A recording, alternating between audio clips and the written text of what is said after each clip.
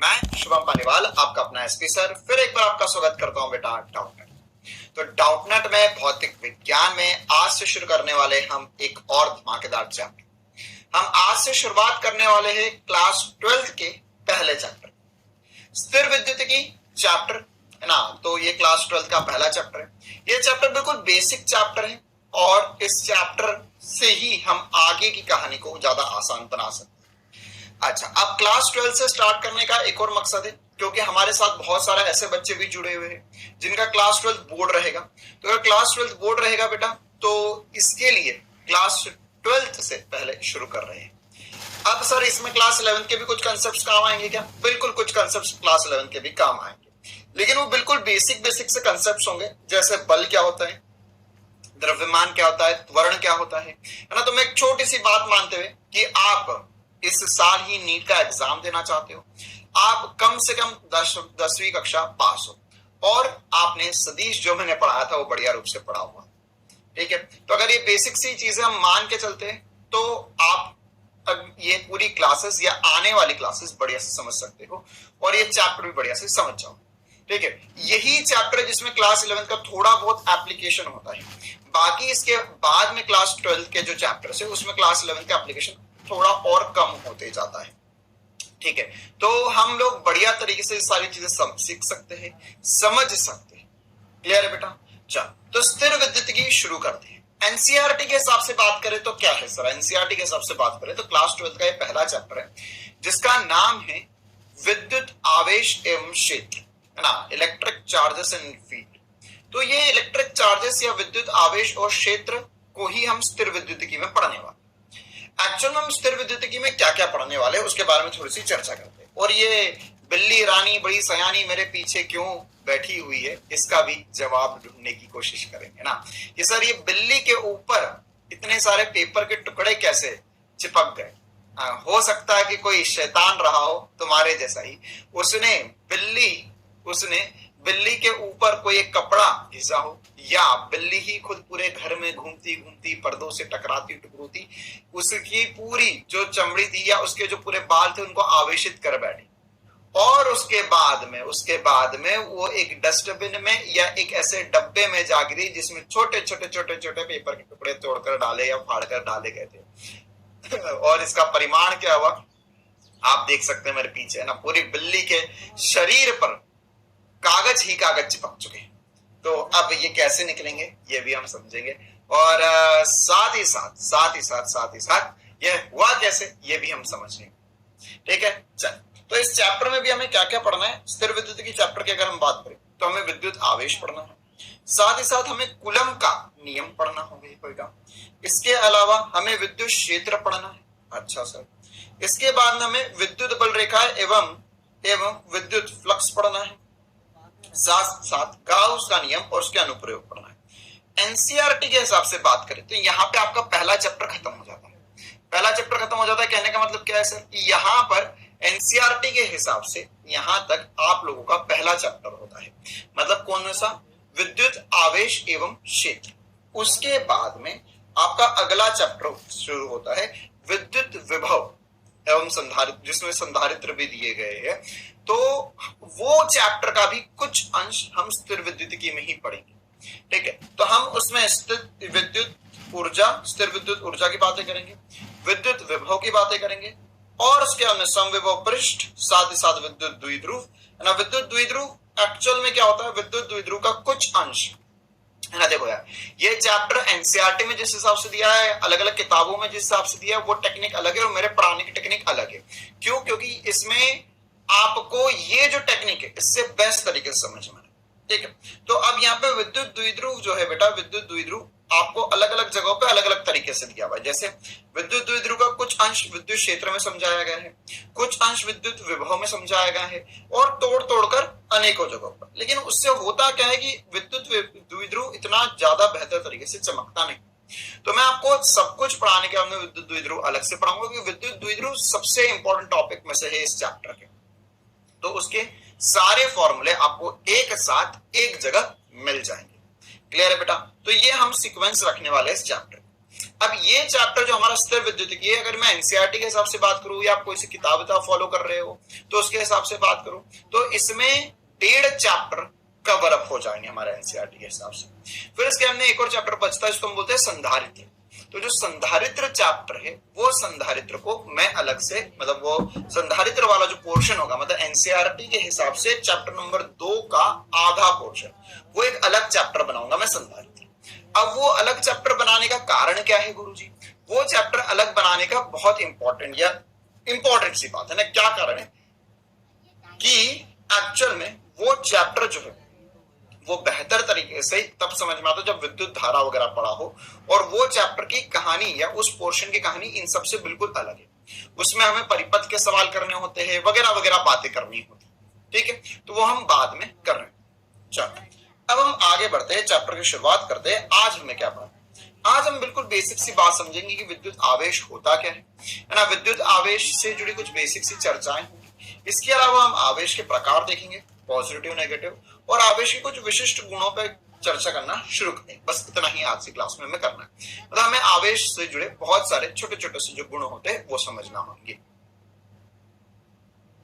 शुरू करने से पहले हमें कुछ छोटी छोटी सी बातें समझनी होंगी। देखो, सबसे पहले तो ये आवेश क्या होता है ये भी हम समझेंगे, है ना। आवेश जैसे अभी तक हमें समझ में आता, अगर आपने क्लास 11th वगैरह या क्लास 9th में भी पढ़ाओ, केमिस्ट्री में पढ़ाओ, तो आवेश क्या होता है सर? जैसे इलेक्ट्रॉन नेगेटिव आवेशित होता है, प्रोटॉन पॉजिटिव आवेशित होता है, लेकिन वास्तविकता में आवेश होता क्या है ये भी हमें समझना होगा। लेकिन सर हमें यह पता है कि जो आवेश है वो कहीं ना कहीं इलेक्ट्रॉन से जुड़ा हो। तो अगर हम केवल एक इलेक्ट्रॉन की कहानी समझे, इलेक्ट्रॉन की कहानी, तो ये इलेक्ट्रॉन की कहानी जो है वो क्लास 12th का आधे से ऊपर, मतलब कि अगर मैं सिलेबस वाइज बात करूं कि हमें क्लास 12th में अगर मान के चलो 100% सिलेबस पढ़ना है, तो उसमें से 70% से ऊपर सिलेबस केवल एक इलेक्ट्रॉन कवर अप कर जाएगा। क्लास 11 की अगर आपने एनसीईआरटी की किताब देखी हो तो 2 किताबें आती है, एक मोटी आती है, एक पतली आती है। तो जो मोटी वाली किताब है उस पूरी कहानी में एक इलेक्ट्रॉन है। अब ये इलेक्ट्रॉन जो है उसमें क्या मजा है? देखो, इलेक्ट्रॉन जो है उसमें क्या मजा है ये हम समझते हैं। तो इलेक्ट्रॉन की कहानी में क्या चक्कर है बेटा, है ना। इलेक्ट्रॉन की कहानी में क्या चक्कर है, इलेक्ट्रॉन में क्या मजा है? इलेक्ट्रॉन एक आवेशित कण होता है। अब ये जब रुका हुआ होता है, जब ये गति करता है, जब त्वरित गति कर रहा था, उसके कारण अलग अलग प्रकार से हमें घटनाएं देखने को मिलती है। तो वही सब कुछ हमें क्लास 12 के चैप्टर्स में पढ़ना। जैसे अगर मैं क्लास 12 के चैप्टर्स की बात करूं तो सबसे पहले भी हम पढ़ रहे हैं इलेक्ट्रोस्टैटिक्स। इसे इंग्लिश में क्या कहते हैं? इलेक्ट्रोस्टैटिक्स या स्थिर विद्युतिकी। स्टैटिक्स मतलब आवेश रेस्ट पर है, चार्ज या आवेश जो है वो रेस्ट पर है। तो रेस्ट पर होगा तो उसे हम किस में पढ़ते हैं? इलेक्ट्रोस्टैटिक्स में पढ़ते हैं। फिर इसके बाद में जब वो गति करने लग जाता है, तो गति करने लग जाता है तो वो इलेक्ट्रोमैग्नेटिज्म, ये पूरा पोर्शन वैसे बोलते हैं, लेकिन वो आ जाता है मैग्नेटिज्म में या चुंबकीय प्रभाव में। चुंबकीय प्रभाव उत्पन्न करने लगता है या मैग्नेटिक इफेक्ट्स बोलते हैं, मैग्नेटिक इफेक्ट्स उत्पन्न करने लग जाता है। कब करने लग जाता है? जब ये v नियत वेग से गति करता है, नियत वेग से गति करता है ना। तो अगर हम देखें तो क्लास 12 के पहला प्लस दूसरा चैप्टर इसमें कवर हो जाएगा। तीसरा चैप्टर आएगा जो भी क्या होता है, जो भी आवेश की गति के कारण होता है, v वेग से नियत गति के कारण होता है, जो चुंबकीय प्रभाव, हम चैप्टर नंबर 4 से पढ़ना चालू करेंगे। लेकिन चैप्टर नंबर 3 में हम क्या पढ़ेंगे? चैप्टर नंबर 3 में हम विद्युत धारा पढ़ने वाले हैं।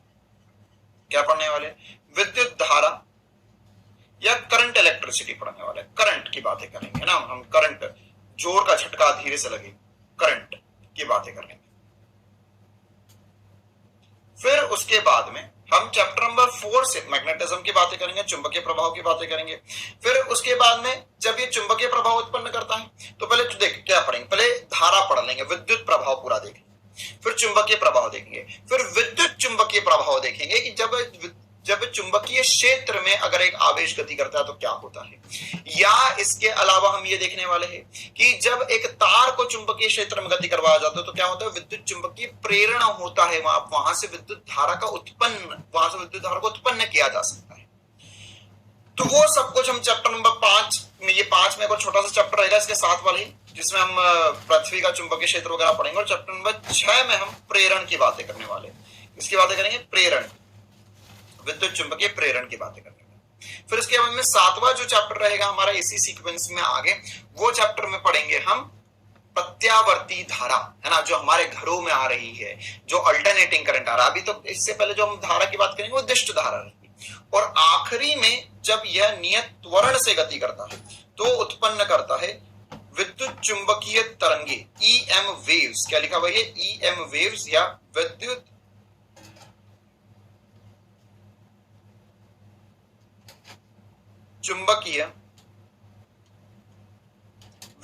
चुंबकीय तरंगे,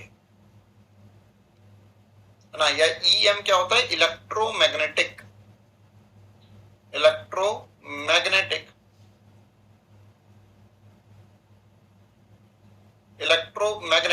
वेव्स। ठीक है, ये कब होता है? जब यह त्वरित गति करता है। कैसी गति करता है?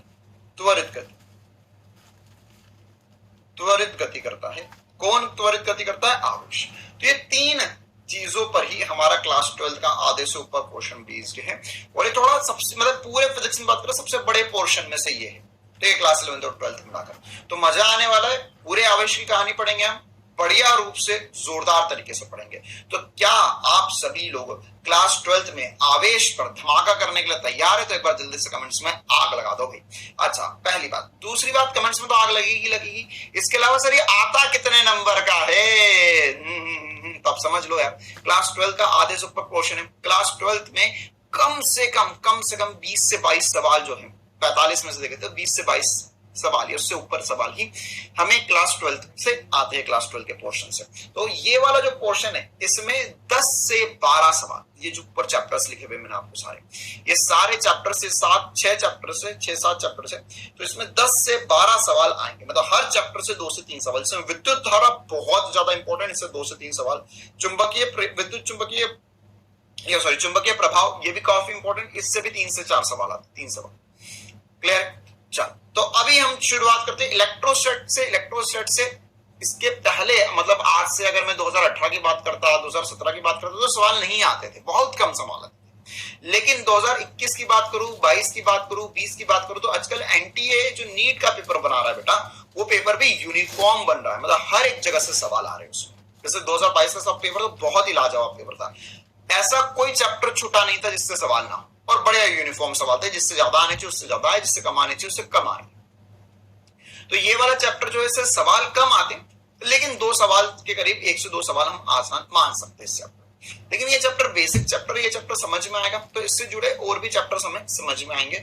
और साथ ही साथ क्लास 11 का एक और बहुत इंपॉर्टेंट चैप्टर होता है जिसे हम बोलते हैं गुरुत्वाकर्षण, वो भी इसी चैप्टर से जुड़ा होता है, एग्जैक्ट हूबहू सेम।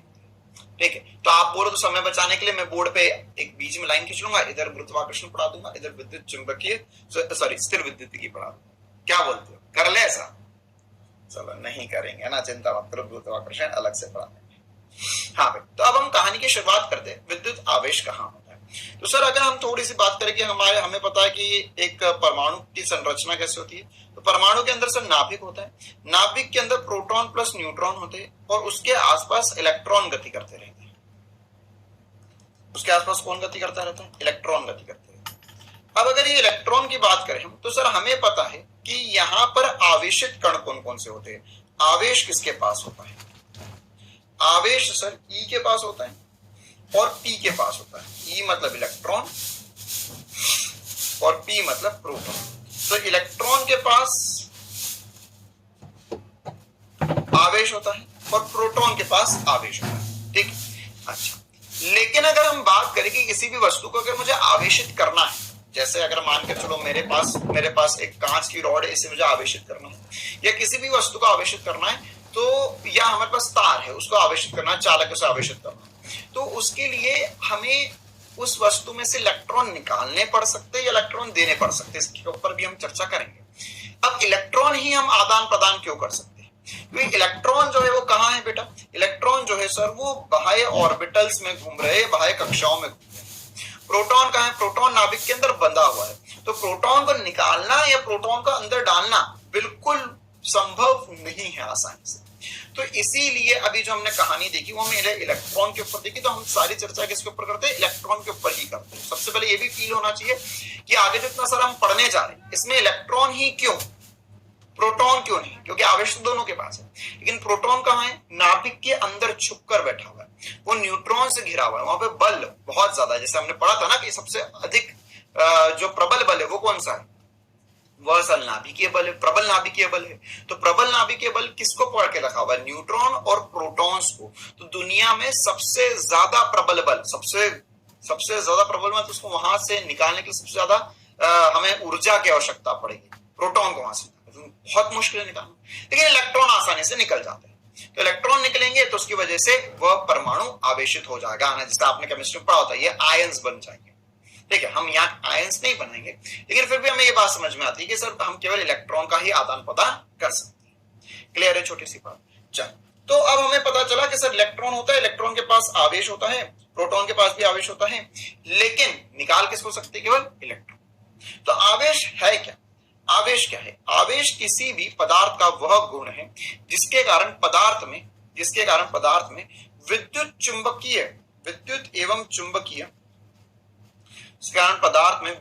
एवं चुंबकीय प्रभाव उत्पन्न एवं महसूस किया जा सकता है ना। मतलब कि वह गुण है। सबसे पहली बात तो क्या है, गुण मतलब क्या होता है, देखो ये कहीं बाहर से नहीं आता है, ये आवेश का खुद का होता है। जैसे अगर मैं बात करूं कि हमारे पास अलग अलग प्रकार के गुण होते हैं, है ना, तो जैसे कोई इंटेलिजेंट होता है ना, कोई बिल्कुल ही बेल बुद्धि होता है, कुछ लोग घंघोर बायोलॉजी है ना, कुछ लोग को जिंदगी में लॉजिकल चीजें करने में मजा आता है, कुछ लोग सर स्पोर्ट्स में अच्छे होते हैं, कुछ लोग कबड्डी में अच्छे होते हैं। तो ये क्या, ये अलग अलग गुण है, ये क्या गुण है, या कुछ गुण ऐसे होते हैं जो हमारे पास अंदर होते हैं, वो हमारी खुद की काबिलियत है। तो वैसे पदार्थ की खुद का गुण है, खुद की काबिलियत है ना। अच्छा, अब ऐसा होता है क्या कि किसी भी इंसान के पास केवल एक ही गुण होता है, नहीं सर, इंसान के पास बहुत सारे गुण हो सकते हैं। जैसे अगर मैं बोल अच्छा सकता हूँ, बिल्कुल मैं बढ़िया तरीके से बोल सकता हूँ, या मतलब अच्छा मैं एक बोल सकते हो आप कि एक मैं अच्छा स्पीकर हूँ, या मैं सर पढ़ा भी बढ़िया तरीके से सकता हूँ, मैं पियानो भी बजा लेता हूँ बढ़िया, या मैं गिटार भी बजा लेता हूँ बढ़िया, मेरे को क्रिकेट भी बहुत अच्छे से खेलने आता है। तो ये एक ही इंसान के पास बहुत सारे गुण हो सकते हैं, है ना। जैसे कुछ बच्चे इंटेलिजेंट भी है, और इंटेलिजेंट बच्चा वो बहुत मस्तीखोर भी हो सकता है ना, बहुत खुराफाती दिमाग भी है उसका। या हो सकता है कि कोई ज्यादा इंटेलिजेंट है लेकिन साथ साथ वो शांत भी है, बिल्कुल शांति से अपना काम करता है। ठीक है, तो एक ही इंसान के पास एक से ज्यादा गुण हो सकते हैं। वैसे एक ही पदार्थ के पास बहुत सारे गुण हो सकते हैं, जैसे उसके पास आवेश भी हो सकता है, उसके पास द्रव्यमान भी हो सकता है, तो उसकी विशिष्ट ऊष्मा वगैरह हम पढ़ेंगे आगे वाले समय में, वो भी कुछ ना कुछ होगी। तो ये क्या है, ये सब उनके आंतरिक गुण है। तो उन्हीं बहुत सारे गुणों में से एक गुण हम पढ़ने वाले, जिसको हम क्या कह रहे हैं, आवेश। तो ये गुण क्या है, जैसे अगर मान के चलो कि तुम इंटेलिजेंट ज्यादा हो, तो इसका मतलब क्या हो, तुम्हारे एग्जाम में नंबर अच्छे आएंगे, तो उसका रिजल्ट है ना कि एग्जाम में अच्छे नंबर आ रहे तुम्हारे। या तुम बहुत खुराफाती हो, तुम्हारा दिमाग खतरनाक चलता रहता, कुछ तुम्हें हमेशा तोड़फाड़ मचानी होती है ना, कुछ तूफानी करना रहता है हमेशा। तो कुछ तूफानी अगर तुम्हें हमेशा करना रहेगा तो उसका रिजल्ट क्या होगा, उसका रिजल्ट होगा कि तुम्हें घर में मार बहुत पिटती होगी, तुम्हें डांट दिन भर पिटती रहती होगी, है ना, बिल्कुल हाथ पांव तुम्हारे सीधे रहते नहीं। तो ये क्या, उसका रिजल्ट है। तुम शांत रहते हो, तो तुम शांत रहो, तुम्हारा दिमाग ज्यादा स्टेबल रहता है, तुम बढ़िया तरीके से चीजें सोच पाते हो। ठीक है, या अगर मान के चलो तुम स्पोर्ट्स में अच्छे हो, है ना, तुम अगर क्रिकेट या कोई सा भी फुटबॉल वगैरह बढ़िया तरीके से खेलते हो, तुम्हारी बॉडी अच्छी बिल्डअप होगी, तुम्हारी बॉडी में, है ना, बॉडी में तुम ज्यादा चुस्ती रहेगी, तुम ज्यादा फास्ट चीजें कर पाओगे। तो ये सब क्या है, उसका प्रभाव है। तो प्रभाव होने के कारण क्या आउटपुट मिला हमें, तो वैसा ही कुछ है कि हमारे पास वह गुण क्या है, पदार्थ का वह गुण जिसके कारण विद्युत एवं चुंबकीय प्रभाव उत्पन्न एवं महसूस किए जाते हैं ना। विद्युत और चुंबकीय प्रभाव, विद्युत प्रभाव क्या होते हैं सर, विद्युत प्रभाव जैसे ये विद्युत धारा प्रवाहित हो रही है, बल्ब वगैरह जल रहे हैं हमारे पास आसपास, ठीक है, या इसके अलावा जोर का झटका, धीरे से करंट लग गया। या अगर हम चुंबकीय प्रभाव की बात करें तो हमें कक्षा 10वीं में पढ़ा होता है कि सर अगर एक धारावाही चालक है तो उसके आसपास चुंबकीय क्षेत्र होता है। तो ये क्या है, वो आवेश के होने के कारण वहां पर हुआ है ना। या हमने पता है कि सर जनरेटर कैसे काम करता है, कक्षा 10वीं में रटा होता है हमने कि सर जो चुंबक होते हैं उसके बीच में अगर हमने कॉइल फंसा दी तो कॉइल अगर घूमती है ना, ये कुंडली फंसा दी, कुंडली वर्ताकार कुंडली घूमती है तो उसके कारण वहां पे धारा उत्पन्न होती है। या मोटर कैसे काम करती है, उसमें धारा, विद्युत धारा, आवेश प्रवाहित होता है, उसकी वजह से उस पर बल लगता है, बलागुण लगता है, इसकी वजह से मोटर घूमना चालू हो जाती है। तो ये सब क्या है, ये सब ऐसा कुछ है कि विद्युत और चुंबकीय प्रभाव या तो वो उत्पन्न कर रहा है या वो महसूस कर सकता है ना। तो वो महसूस भी कौन कर सकता है, आवेश ही महसूस कर सकता है ना। दो तारों में धारा जा रही है, वो तार आपस में चिपक जाते हैं, ठीक है ना, तार चिपक जाते हैं आपस में, क्योंकि धारा जब जा रही थी उनमें, तो धारा जाती तो आसपास चुंबकीय क्षेत्र, जैसे तुमने देखा होगा कि घरों के ऊपर से जो तार जाते हैं उनमें से लकड़ी बांध देते हैं ताकि वो दूर दूर रहे एक दूसरे से, उन्हें चिपक जाएंगे तो शॉर्ट सर्किट हो जाएगा। क्यों, क्योंकि उन्हें हमें पता है कि वहां पे धारा जा रही है तो उसके आसपास चुंबकीय क्षेत्र भी उत्पन्न हो रहा है, चुंबकीय क्षेत्र उत्पन्न हो रहा है तो उसकी वजह से क्या हो सकता है, ये चिपक सकते हैं आपस में, ठीक है। अच्छा, किसी भी वस्तु में इलेक्ट्रॉन की अधिकता या कमी आवेश को प्रदर्शित करती है, मतलब इलेक्ट्रॉन ज्यादा होगा तो भी वह नेगेटिव आवेशित हो जाएगा और इलेक्ट्रॉन कम होगा तो वह पॉजिटिव आवेशित हो जाएगा, ठीक है। चलो, तो ये आवेश को लेकर बेसिक सी बात है, ये आवेश को लेकर उसकी परिभाषा वगैरह हमें पता होनी चाहिए। अब हम आगे बढ़ते हैं ना, और भी कुछ इंपॉर्टेंट सी बातें करते हैं। क्या इंपॉर्टेंट सी बातें करना है सर, अब हमें अब सबसे पहले देखना है कि आवेश, हमें समझ में आ गया कि आवेश क्या होता है ना। अब आवेश का मात्रक क्या होता है और आवेश की विमा क्या होती है। सबसे पहले जब भी कोई नई भौतिक राशि पढ़ेंगे तो हम ये पढ़ेंगे आवेश का मात्रक और आवेश की विमा। अब आवेश का अगर मैं ऐसा ही मात्रक की बात करूं, ऐसा ही मात्रक, तो आवेश का ऐसा ही मात्रक क्या होगा, ऐसा ही मात्रक होता है सर कूलम। क्या होता है, कूलम। अच्छा, अब ये कूलाम बहुत सारे लोग अलग अलग तरीके से लिखते हैं ना, कुछ लोग ऐसा लिख देते हैं, कूलाम लिख देते हैं, कुछ लोग कू या कोलाम लिख देते हैं। तो ये यार अलग अलग तरीका है, इस अंग्रेजी में स्पेलिंग ये होती है और वैसे 90% जगहों पर आप ऐसे कूलम लिखा हुआ पाओगे, ठीक है। अच्छा चलो, अब ये सर कूलम तो समझ में आ गया हमें, इसके अलावा और भी मात्रक होते हैं क्या, हाँ, आवेश के इसके अलावा बहुत सारे मात्रक होते हैं, ठीक है। क्या क्या मात्रक होते हैं, तो सबसे पहले तो ये सर कूलम होता क्या है, तो देखो इसके ऐसे मात्रक की उत्पत्ति कैसे होती है, क्योंकि व्यक्तपन्न राशि है, ये किन मूलभूत राशियों पर निर्भर करता है, तो ये एक्चुअल में निर्भर करता है बेटा, ये आता है विद्युत धारा से। किससे आता है, धारा से, धारा से उत्पन्न होता है। अब धारा और आवेश में क्या रिलेशन होता है, हमें पता है सर कि धारा जो होती है वो आवेश बटा समय होती है।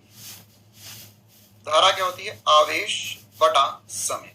तो हम यहां से आवेश देख सकते हैं, तो आवेश क्या हो गया, आवेश को वैसे हम किससे चिन्हित करते हैं, ओहो ये तो बताएंगे नहीं सर आपने, आवेश को हम क्यू से चिन्हित करते हैं। किससे चिन्हित करते हैं, आवेश को क्यू से चिन्हित करेंगे, स्मॉल क्यू या कैपिटल क्यू भी लिख सकते हैं, ठीक है। अच्छा, अब यहां पर धारा तो आई हो गया, इनटू समय मिलकर बनेगा क्यू, आवेश। तो ये धारा और समय पर निर्भर करता है। आवेश क्या है, बेसिकली धारा क्या होती है, आवेश की प्रवाह दर होती है, किस दर से आवेश प्रवाहित हो रहा है ना। कोई भी एक तार है तो उसमें किस दर से आवेश प्रवाहित हो रहा है, तो उसे ही हम क्या कहते हैं, हम धारा कहते हैं, ठीक है। तो अब यहाँ पे धारा गुना समय जो होगा वो आवेश बन जाएगा। क्लियर है कहानी, अच्छा सर। तो अब अगर हम इसकी विमा देखें और एक कूलम कैसे बना वो भी देख लेते हैं, तो विमा लिख लेते 2 सेकंड में फटाफट, हमें पता चल गया सर ये हो गया ए, ये से हमने पिछले चैप्टर में भी देखा था, धारा को ए लिखते हैं, समय को टी लिखेंगे, तो ये हो गया क्यू की विमा हो गई। क्या हम लिख सकते हैं इसे m0 l0 m0 l0 t1 a1,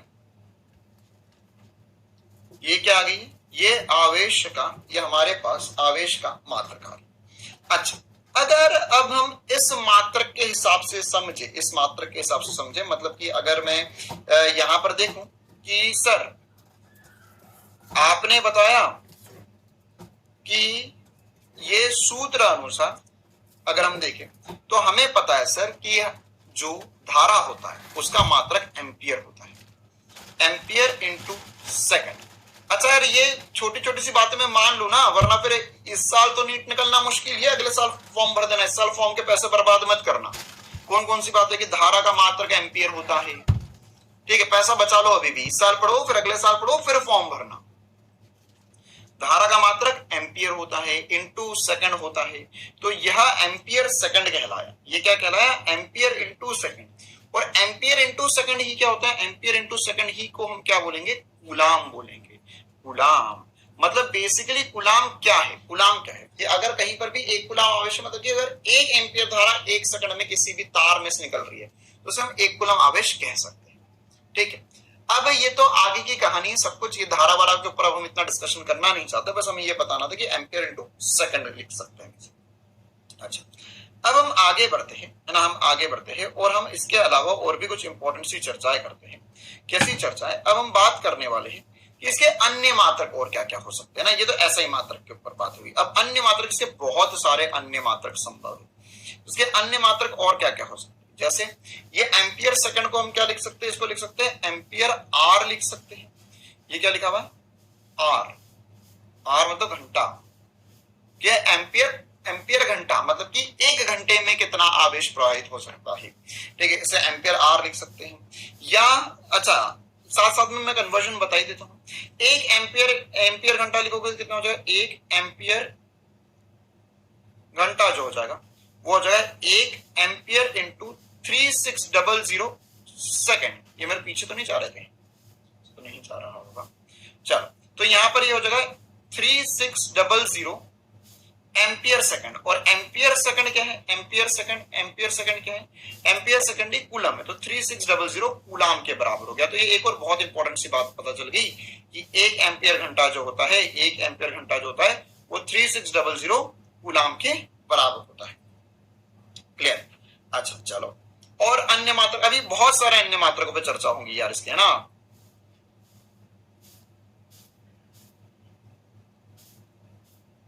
चलो आगे बढ़ते हैं हम। इसी प्रकार से इसमें अब सीजीएस मात्रक, इसका अन्य मात्रकों में इसका छोटा मात्रक सीजीएस मात्रक देखना होगा हमें। तो इसका सीजीएस मात्रक जो होता है वो होता है स्टेट कूलाम। क्या होता है? State coulomb. स्टेट कूलाम, या हम इसे सीजीएस मात्रक में स्टेट कूलाम को हम कूलाम से संबंधित कर सकते हैं। एक्चुअल में देखो बड़ा क्या है? कूलाम हो गया। तो एक कूलाम जो होता है वो 3 गुणा 10⁹ स्टेट कूलाम के बराबर होता है। किसके बराबर होता है? स्टेट कूलाम के बराबर। ठीक है, अब ये जो स्टेट कूलाम के बराबर हो गया है, इसमें हम ऐसा उल्टा भी लिख सकते हैं। क्या उल्टा लिख सकते हैं? अच्छा, स्टेट कूलाम को और क्या बोलते हैं? पहली बात तो ये देख लो, स्टेट कूलाम को हम फ्रैंकलिन भी बोलते हैं। क्या बोलते हैं? फ्रैंकलिन नाम है यार इसका ना, ये सब कुछ याद करना पड़ेगा आपको। तो हम लिख सकते हैं एक कूलाम जो होता है वो 3 गुणा 10⁹ फ्रैंकलिन के बराबर। ठीक, अच्छा, ये स्टेट कूलाम को हम लोग चाहे तो ESU से भी चिन्हित कर सकते हैं। किससे? ESU, electrostatic unit. किससे चिन्हित कर सकते हैं? ESU से भी चिन्हित कर सकते हैं। ESU है ना, आपको कहीं कहीं EMU मिला हुआ दिखेगा ना, EMU पे हमें ध्यान नहीं देना, वो इलेक्ट्रो मैग्नेटिक यूनिट होता है ना, तो वो अलग संबंध है। वो भी आवेश को उस तरीके से भी बोलते हैं हम लोग, लेकिन अभी हम किस पे ध्यान दे रहे हैं? ESU पर। ठीक है, तो एक कूलाम जो होता है वो 3 गुणा 10⁹ ESU, मतलब कि स्टेट कूलाम बोलो, फ्रैंकलिन बोलो या ESU बोलो, सारी बातें बराबर ही है, तीनों एक ही चीज है। ESU क्या है? Electro static unit. ठीक है, ओके सर, बहुत बढ़िया, बहुत मजा आया। अब यहां पर उल्टा भी देख लेते हैं हम कि एक ESU किसके बराबर होगा? तो 1/3 गुणा 10⁹ कूलाम जो है वो एक ESU के बराबर होगा। या हम इसे क्या लिख सकते हैं? हम इसे लिख सकते हैं सर 3.3 गुणा 10⁻−10। ये होमवर्क है आज तुम्हारा, इसको सॉल्व करके बताओ कि ये कैसे आए। सच में करना है, ऐसे मेरे तरफ मत देखो क्या रहे सर आप मजाक कर रहे हो। नहीं, मैं मजाक नहीं कर रहा हूँ, ये सच में सॉल्व करना कि ये मैंने 1/3 गुणा 10⁻9 लिखा हुआ था, तो इसे मैंने 3.3 गुणा 10⁻10 कैसे लिख दिया? होमवर्क। ये एक ESU और एक कूलाम में संबंध होता है। इसके अलावा क्या होता है? इसके अलावा बेटा ये सीजीएस मात्रक था इसका। इसके अलावा एक और बड़ा मात्रक होता है ना, एक और बड़ा मात्रक होता है। किसका? कूलम का ही ये होता है। ये देखो फ्रैंकलिन छोटा मात्रक था, अब मैं बताऊं फराडे जो कि बड़ा मात्रक होता है, या चाहो तो लिख लो बड़ा मात्रक, मतलब कूलाम से भी बड़ा मात्रक। वैसे एक देखा जाए तो हम कूलाम तक भी नहीं जाएंगे। क्यों? क्योंकि कूलाम तक भी क्यों नहीं जाएंगे? क्योंकि एक कूलाम आपस अपने आप में बहुत बड़ा आवेश है, बहुत बड़ा आवेश है एक कूलाम। हम बातें किस पे करेंगे? हम बातें करेंगे माइक्रो कूलाम पर, नैनो कूलाम पर, वो सब भी मैं लिखवा दूंगा अभी। लेकिन अगर मान के चलो ऐसे थ्योरेटिकली पूछ लिया तो उसका बड़ा मात्रक क्या होता है? फराडे होता है। तो एक फराडे जो होता है वो बड़ा है, तो वो 9696498 कूलाम के बराबर होता है, या लगभगाते हुए हम ये मान जो है वो 96500 कूलाम के बराबर लिख सकते हैं। ठीक है, 96500 कूलाम के बराबर लिख सकते हैं। इसके अलावा और छोटी छोटी सी बातें आ सकती है आपके दिमाग में या आपको उपयोग में। कैसी बातें सर? छोटी छोटी सी बातें कि एक माइक्रोकुलम लिखा हुआ है। ये क्या लिखा हुआ है? एक माइक्रोकुलम। एक माइक्रोकुलम 10⁶ कूलाम के बराबर होगा। इसी प्रकार से लिखा हुआ है एक मिलीकुलम। लिख लो लिख लो लिख लो, क्या बोलते हैं इसे? इसे बोलते हैं माइक्रोकुलम। इसे क्या बोलेंगे? मिलीकुलम। तो 10⁻³ कूलाम के बराबर होगा। मिली सर आपके पीछे जा रहा है, हाँ जाने दो। मिलीकुलम ये लिखो भाई, लिखो। लो हट जाता हूं मैं भाई। मिलीकुलम। इसी प्रकार से एक नैनो गुलाम भी हो सकता है। वैसे नैनो गुलाम की ज्यादा जरूरत नहीं पड़ेगी हमें, माइक्रो गुलाम सबसे ज्यादा यूज ही होगा, सबसे ज्यादा यूज। ये 10⁻⁹ गुलाम के बराबर होता है। ठीक है, तो इसे क्या बोलेंगे हम? इसे हम बोलेंगे सर नैनो गुलाम। नैनो गाड़ी नहीं, नैनो गुलाम। क्लियर? चलो, तो ये छोटी छोटी सी बातें हमें पता होनी चाहिए। अब हम आगे बढ़ते हैं, आगे बढ़ते हैं, और हम इसमें ये डब्बा सा है, ये एक टेबल सा हम बनाने वाले हैं, जिस टेबल में हम क्या लिखेंगे? हमारे पास अब आवेश समझ में आने लगी है हमारे पास। हम तो हमें आवेश, हमारे पास 3 प्रकार के कण होते, तो उन तीनों प्रकार के कणों का हम आवेश, अभी हम यूनिट में आए, यूनिट वगैरह सब कुछ सीख लिया हमने। अब उनका आवेश और द्रव्यमान लिखने वाले है ना। जैसे कौन कौन से कण है हमारे पास? सर हमारे पास है इलेक्ट्रॉन, हमारे पास है इलेक्ट्रॉन, हमारे पास है प्रोटॉन, हमारे पास है न्यूट्रॉन। तो इलेक्ट्रॉन प्रोटॉन न्यूट्रॉन का द्रव्यमान क्या क्या होता है? इलेक्ट्रॉन प्रोटॉन न्यूट्रॉन का आवेश क्या क्या होता है? ठीक है, तो अगर मैं आवेश की बात करूं तो आवेश अगर हम देखें इलेक्ट्रॉन को तो -1.6 इंटू 10⁻⁻19 कूलाम होता है। समझ रहे हो कितना कम आवेश है, कितना कम आवेश है। हमने एक कूलाम देखा, ये 10⁻⁻19 कूलाम है एक इलेक्ट्रॉन का आवेश। प्रोटॉन का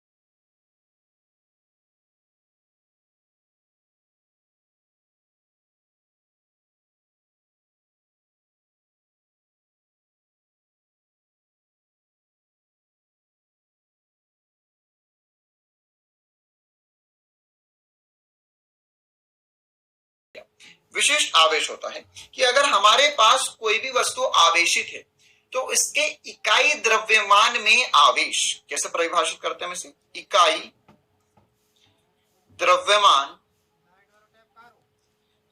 द्रव्यमान में आवेश।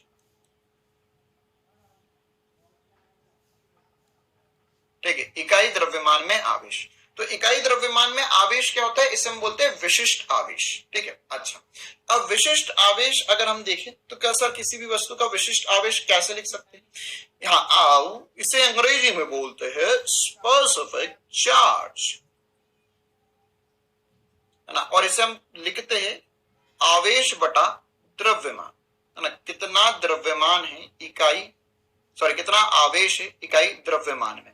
मतलब अगर मेरे पास 1 किलो द्रव्यमान है तो उसमें कितना आवेश आ सकता है। ठीक है, ये क्या होगा? विशिष्ट आवेश। या मैं इसको ऐसा भी लिख सकता हूं, इसका मात्रक वगैरह हम बात करें, इसका मात्रक क्या बन जाएगा? आवेश, मतलब कूलम प्रति किलो कि कितना आवेश है प्रति किलो। अच्छा, इसकी विमा क्या हो जाएगी?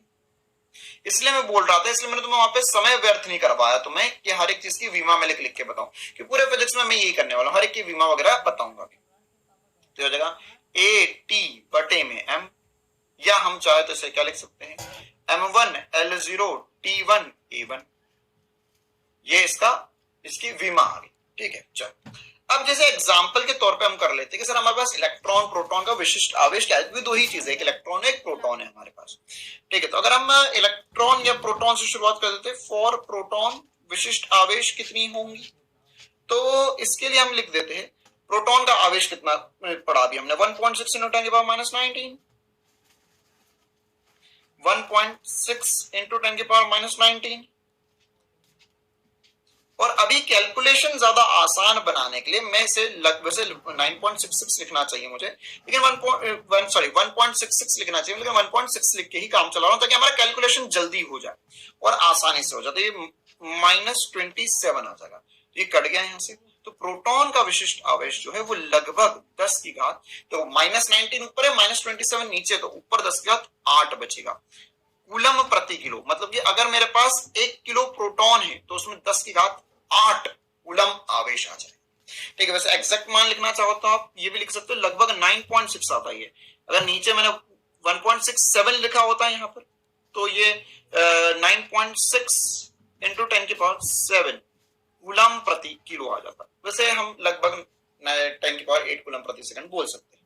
अच्छा, इसी प्रकार से हम इलेक्ट्रॉन के लिए बात करें गुरुजी, कर लेते हैं भैया। चलो, इलेक्ट्रॉन अब आएगा जिंदगी में मजा, जिसे तुम समझते थे हल्का वो है खतरनाक। क्यों? इलेक्ट्रॉन का आवेश तो उतना ही होता है, 1.6 into 10 की पावर -19, लेकिन द्रव्यमान 9.1 into 10 की पावर -31 होता है। मतलब इसका द्रव्यमान कम है, तो द्रव्यमान कम होगा, अगर मान के चलो ये चीज कम हुई तो विशिष्ट आवेश बढ़ जाएगा। देखो फिजिक्स में ऐसे संबंध हमको पता होना चाहिए कि एक सूत्र लिखा हुआ है ना, एक सूत्र लिखा हुआ है स्पेसिफिक चार्ज, विशिष्ट आवेश, यह है द्रव्यमान, सॉरी आवेश बटा द्रव्यमान। तो अगर आवेश बढ़ाऊंगा मैं तो विशिष्ट आवेश बढ़ेगा, द्रव्यमान बढ़ाऊंगा मैं तो विशिष्ट आवेश कम हो जाएगा, क्योंकि एक दूसरे के इनवर्स रिलेशन में है ना, या व्युत्क्रमानुपाती है, ये ऊपर है ये नीचे है। तो अगर ये वाली संख्या बढ़ेगी तो ये वाली संख्या घटेगी। अरे ये चमकता है सभी को, तो ये वाली संख्या घट चुकी है, तो विशिष्ट आवेश बढ़ जाएगा इलेक्ट्रॉन के लिए। तो एक बार बढ़ाते हैं, देखो बढ़ाते क्या, डिवाइड करके देखेंगे, जो आंसर आएगा बता देंगे। तो ये कितना आ जाएगा? देखो ये तो बात साफ चमकती है सर कि यहाँ पे ये, चलो यार ये वैसे मुझे याद सा है, ये 1.76 से करीब होता है, एक बार चेक कर लेना कैलकुलेटर से, 10 की घात 11। ठीक है, क्योंकि ये हो जाएगा 160/90, 160/90 करोगे लगभग तो ये वैल्यू आ जाएगी। ठीक है, तो 10 की घात 11 कूलम प्रति किलो। मतलब हम बोल सकते हैं कि विशिष्ट आवेश या स्पेसिफिक चार्ज जो हमें पता चला सर, स्पेसिफिक चार्ज, वो विशिष्ट आवेश जो था वह इलेक्ट्रॉन के लिए कहीं ज्यादा अधिक है प्रोटॉन से। ठीक है, क्योंकि हल्का है और उसके पास आवेश उतना ही है जितना उसके भाई के पास था। ओके, चलो अब हम आगे बढ़ते हैं, हम बात करेंगे आवेश के प्रकार, है ना। वैसे आवेश मतलब वे इंसान इस दुनिया में 2 प्रकार के हो सकते हैं। एक हो सकता है पॉजिटिव, जिसको हर चीज में बढ़िया दिखता है कि अच्छा चलो भाई जिंदगी में मजा आ रहा है, मैं नीट के लिए पढ़ रहा हूं, मैं खुश हूं, मैं डॉक्टर बनूंगा। एक होता है दुखी, नेगेटिव, है ना। क्या, अरे भैया कितना पढ़ना पड़ रहा है, मेरे तो टेस्ट में नंबर ही नहीं आ रहे हैं, मैं तो इतना पढ़ रहा हूं फिर भी कुछ नहीं हो रहा है, मैं तो डॉक्टर पता नहीं बन पाऊंगा नहीं बन पाऊंगा, मेरे को तो लोग कह रहे हिंदी मीडियम से पढ़ रहा तो कुछ नहीं हो गया। लेकिन दूसरा होता पॉजिटिव, क्या, हिंदी मीडियम से पढ़कर भी नीट की परीक्षा निकाली जा सकती है, हिंदी मीडियम वाले बच्चे भी इस दुनिया में कुछ करके दिखाना चाहते, इसीलिए हम यहाँ हिंदी मीडियम में तुम्हें पढ़ा रहे हैं। पूरे भारत देश में कोई नहीं है जो हिंदी मीडियम में ट्यूशन दे रहा है, वो भी नीट और जेई के लिए, और वो भी बढ़िया लेवल की। देने वाले तो बहुत सारे है ना गली मोहल्ले में, लेकिन नेशनल लेवल पे बेस्ट क्वालिटी एजुकेशन वो केवल डाउटनेट पे दी। तो पॉजिटिव, अरे सर इतना कर रहे, बाकी सब इतना कर रहे, हम तो नीट निकाल कर ही मानेंगे, चाहे जो हो जाए, जितनी मेहनत करना पड़े उतनी मेहनत करेंगे। अभी भले ही हमारा एक टेस्ट हुआ हो या हमने 1-2 टेस्ट दिए हो, कुछ चीजें बनी हो, कुछ नई चीज बनी हो, लेकिन जिन्हें ऊंचा उड़ना होता है उनकी जो शुरुआत होती है वो धीमी होती है। क्यों? क्योंकि उन्हें पता है हमें बहुत लंबा जाना है और बहुत आगे तक जाना है। ऊंची छलांग मारने से पहले भी शेर एक बार पीछे आता है, फिर छलांग ऊंची मार पाता है। ठीक है, तो अगर आप थोड़ा सा पीछे जा रहे हो, या अगर ऐसा लग रहा है कि नहीं सर अभी और मेहनत, हाँ, तो अगर ऐसा लग रहा है कि सर अभी की मेहनत कारगर सिद्ध नहीं, तो और मेहनत करो और जोर लगाओ, तो 100% सिलेक्शन होगा और 100% नीट भी निकल सकता। ठीक है, तो आप सभी को हमेशा धनात्मक आवेश की कैटेगरी में आना है। कहां आना है? धनात्मक आवेश की कैटेगरी में आना है। क्या होते धनात्मक आवेश? जहां प्रोटॉन की तुलना में इलेक्ट्रॉन न्यूनतम होता है या प्रोटॉन अधिक होता है। हम इसे क्या बोल सकते हैं? जैसे अगर मान के चलो यहां पे मेरे पास एक डब्बा है, इसमें इलेक्ट्रॉन प्लस प्रोटॉन होंगे। अब किसी भी वस्तु को हम धनात्मक कैसे कर सकते हैं? अगर इसमें से इलेक्ट्रॉन निकाल लिए जाए, इसमें से इलेक्ट्रॉन मैं बाहर निकालू, क्योंकि प्रोटॉन आदान प्रदान नहीं कर सकते। क्या आदान प्रदान कर सकते हैं हम? इलेक्ट्रॉन। तो अगर मैंने इलेक्ट्रॉन बाहर ले लिए, इलेक्ट्रॉन कहां ले गए? मैं बाहर ले गया, तो यहां पर क्या होगा सर? यहाँ पे प्रोटॉन की संख्या अधिक हो जाएगी इलेक्ट्रॉन से। प्रोटॉन की संख्या अधिक हो जाएगी इलेक्ट्रॉन से, तो यह कैसा हो जाएगा? ये धनात्मक हो जाएगा या धनावेशित हो जाएगा, ऐसा भी लिखते हैं हम इसको इंग्लिश में, सॉरी हिंदी में, धनावेशित।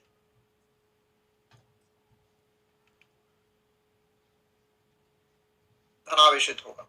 ठीक है, या अंग्रेजी में बोलते हैं पॉजिटिव चार्ज्ड। इसी प्रकार से ऋणात्मक क्या होगा सर? आसान सी बातें चल रही है अभी तो, बिल्कुल बहुत आसान सी बातें चल रही है कि मेरे पास इसी प्रकार का एक डब्बा था, इसमें इलेक्ट्रॉन प्लस प्रोटॉन थे। अगर मैंने इसे कहीं से इलेक्ट्रॉन लाकर दे दिए तो कैसा हो जाएगा? ये हो जाएगा नेगेटिव चार्ज। कैसा होगा बालक? नेगेटिव चार्ज होगा सर, नेगेटिव चार्ज हो जाएगा। या हम क्या बोल सकते हैं इसे? हम बोल सकते हैं कि सर यहाँ पे इलेक्ट्रॉन की संख्या अधिक हो गई है प्रोटॉन की संख्या से, क्या हो जाएगा? नेगेटिव चार्ज हो जाएगा या ऋणात्मक हो जाएगा। अच्छा, अब कईयों के मन में ये सवाल हो रहा होगा कि सर ये कैसे लेकर आ गया? बताएंगे हम कैसे लेकर आ गए, लेकिन अभी बस मान लो कि आ गया कहीं से, ऋणात्मक या ऋणावेशित हो जाएगा।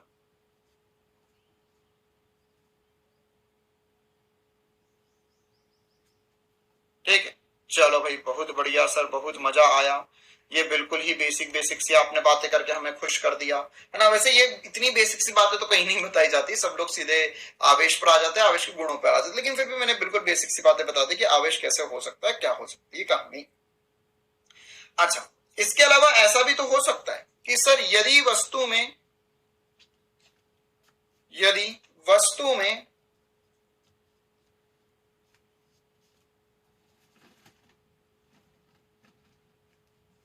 इलेक्ट्रॉन और प्रोटॉन है,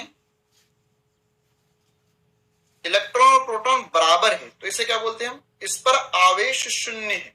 देखो, आवेश शून्य होना इसका मतलब ये नहीं है कि वहां इलेक्ट्रॉन और प्रोटॉन नहीं है ना।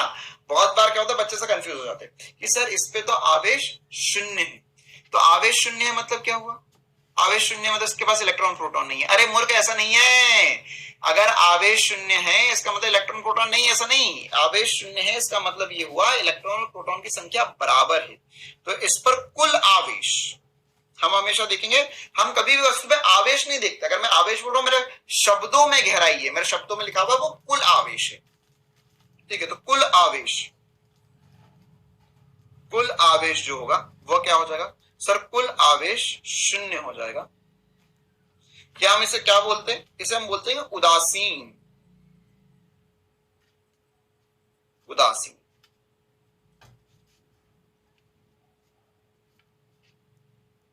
ठीक, चलो। हाँ, कभी उदासीन नहीं बनना जिंदगी में, है ना। कम से कम ऐसा तो है कि तुम नेगेटिव हो, सर अरे ऐसा कुछ नहीं बन रहा, पॉजिटिव, हाँ सर बहुत बढ़ रहा। उदासीन हो कुछ फर्क नहीं पड़ रहा, पढ़ा लो, नहीं पढ़ा रहे मत पढ़ाओ, पढ़ लेंगे नहीं पढ़, या तो कर लो या तो मत ही करो, है ना। जिंदगी में हमेशा एक बात जरूर ध्यान रखना।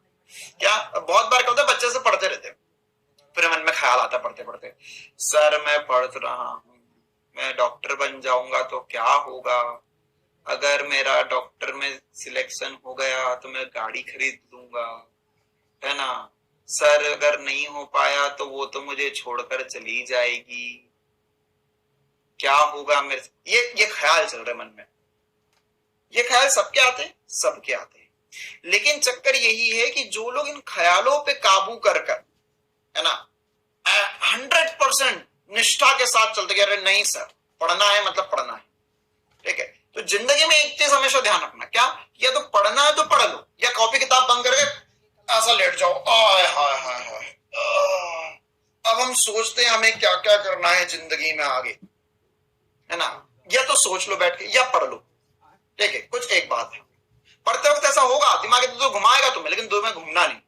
तुम्हें ध्यान रखना कि नहीं अभी मैं पढ़ रहा हूं, अभी मैं पढ़ रहा हूं। बार बार अपने आपको याद दिलाओ पढ़ते वक्त, मैं पढ़ रहा हूं, मैं पढ़, भूल जाता, अरे भूल, तुमको क्या लगता है कि तुम चीजें भूल जाते, अरे तुम तो यही भूल जाते हो कि तुम कर क्या रहे थे, है ना। बहुत बार इस कमरे से उस कमरे में जाएंगे, भूल जाएंगे कि मैं क्या के लिए आया था। ठीक है, तो ये जिंदगी तो ऐसी ही चल रही है। तो पहले याद दिलाओ अपने आप को, नहीं मैं पढ़ रहा हूं, मैं पढ़ रहा हूं, मैं भी आवेश पढ़, मैं फिजिक्स पढ़ रहा हूं, मैं क्वेश्चन सॉल्व कर रहा हूं, क्वेश्चन सॉल्व कर रहे, यहाँ पे लिखा होता पी वैल्यू रखी, यहाँ पे क्वेश्चन फॉर्मूला लगा, फिर सोचने लग गए। याद दिलाओ अपने आप को, अरे पढ़ रहे, है ना, पढ़ाई चल रही है, पढ़ाई चल रही है। क्लियर है? तो ऐसे याद दिलाना होगा अपने आप को बात। अभी तो हम आगे पढ़ लेते हैं। तो अब आवेश, विद्युत आवेश हमें समझ में आ गया। अब हमें करना क्या है बेसिकली जिंदगी में? सर अब हमें क्या पढ़ना है? हमें पढ़ना है विद्युत आवेश के बाद में विद्युत आवेश के विशिष्ट गुण, कि यहाँ पे विद्युत आवेश के गुण क्या क्या संभव। ठीक है, गुण मतलब ऑब्वियस सी बात है, जिसकी इसकी प्रॉपर्टीज बोल सकते हो आप, है ना, कि ये प्रॉपर्टीज है विद्युत आवेश। तो इंपॉर्टेंट सी कहानी है पूरी। ठीक है, छोटे छोटे से कुछ पॉइंट्स है, चुटकियों में समझ में आने वाले। सबसे पहली इंपॉर्टेंट प्रॉपर्टी क्या, कि आवेश जो है वह एक अदिश राशि होता है। अदिश राशि होता है मतलब इसके पास कोई डायरेक्शन नहीं होती, दिशा नहीं होती, है ना। जैसे हम बोलते कि मैं बल लगा रहा हूं इस दिशा में, बल लगा रहा हूं मैं इस दिशा में, बल लगा रहा हूं मैं उस दिशा में। हम आवेश को लेकर कभी नहीं बोलते कि 2 कूलम आवेश है उत्तर दिशा में, 2 कूलम आवेश है दक्षिण दिशा में। तो आवेश को लेकर ऐसा कभी नहीं बोलेंगे ना कि यार ये आवेश था मेरे पास, है ना, ये मेरे पास आवेश है, ये आवेश है उत्तर दिशा में, ऐसा कभी तो नहीं बोलेंगे। 2 कूलम जे क्या, ये गलत हो गया ना। 5 कूलम आई कैप, आवेश को दिशा की जरूरत नहीं है ना। जैसे द्रव्यमान भी अदिश होता है वैसे आवेश भी अदिश है। इसमें इलेक्ट्रॉन के पास आवेश होता है, प्रोटॉन के पास आवेश होता है, इसमें कोई भी दिशा बताने की जरूरत नहीं है। ओके, प्रॉपर्टी नंबर 2 जो सबसे ज्यादा इंपॉर्टेंट, सबसे फेवरेट प्रॉपर्टी है सभी, कौन सी प्रॉपर्टी सर, है ना, कौन सी प्रॉपर्टी? प्रॉपर्टी नंबर 2 कौन सी प्रॉपर्टी? हाँ समझ गए प्यारे। जो समान आवेशित होते हैं वह एक दूसरे को क्या करते हैं, प्रतिकर्षित करते हैं, है ना। हाँ सर, है ना, हाँ सर, ये दोनों एक जैसे है, तो समान आवेश हमेशा अपने आप को प्रतिकर्षित करता है। इस पे बेसिक न्यूमेरिकल, सॉरी एक क्वेश्चन रखा हुआ है मैंने क्विज में, बहुत लॉजिकल क्वेश्चन है, देखते हैं कौन लोग जवाब बता पाएंगे ना क्विज में। या नेगेटिव आवेश होंगे तो भी क्या करेंगे, एक दूसरे को प्रतिकर्षित करेंगे। तो क्या लिखेंगे हम यहाँ पर, है ना, ये सबसे बेसिक प्रॉपर्टी है जो बचपन से पढ़ते आ रहे, समान प्रकृति या प्रकार भी लिख सकते हैं, प्रकृति के आवेश प्रतिकर्षित करते हैं।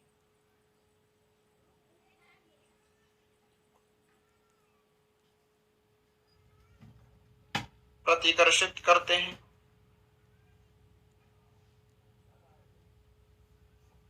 और इसी प्रकार से अगर एक पॉजिटिव हो गया और दूसरा नेगेटिव हो गया, हाँ सर है ना, ऐसा पता नहीं कुछ कुछ लोग हैं इसको लड़का लड़की की भाषाओं से समझाते, समझ नहीं आता मेरे को इसमें भी लड़का लड़की को लाने की क्या जरूरत है ना, कुछ ना समझ में आए तो उसमें मस्ती मजाक करो।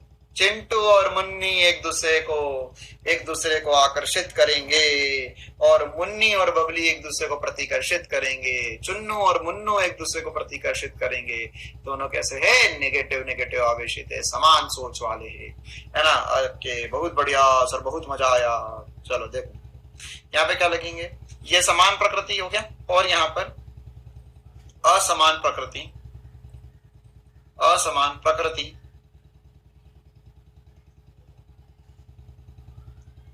के आवेश आकर्षित करते या एक दूसरे को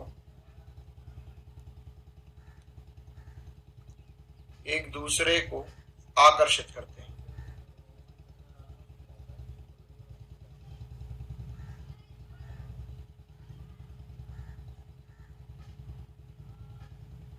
ठीक है, चलो बिल्कुल बेसिक सी दो बात है। प्रॉपर्टी नंबर 3, आवेश को स्थानांतरित किया जा सकता है। सर जे का मतलब क्या है, आवेश को स्थानांतरित किया जा सकता है, जे का मतलब क्या है?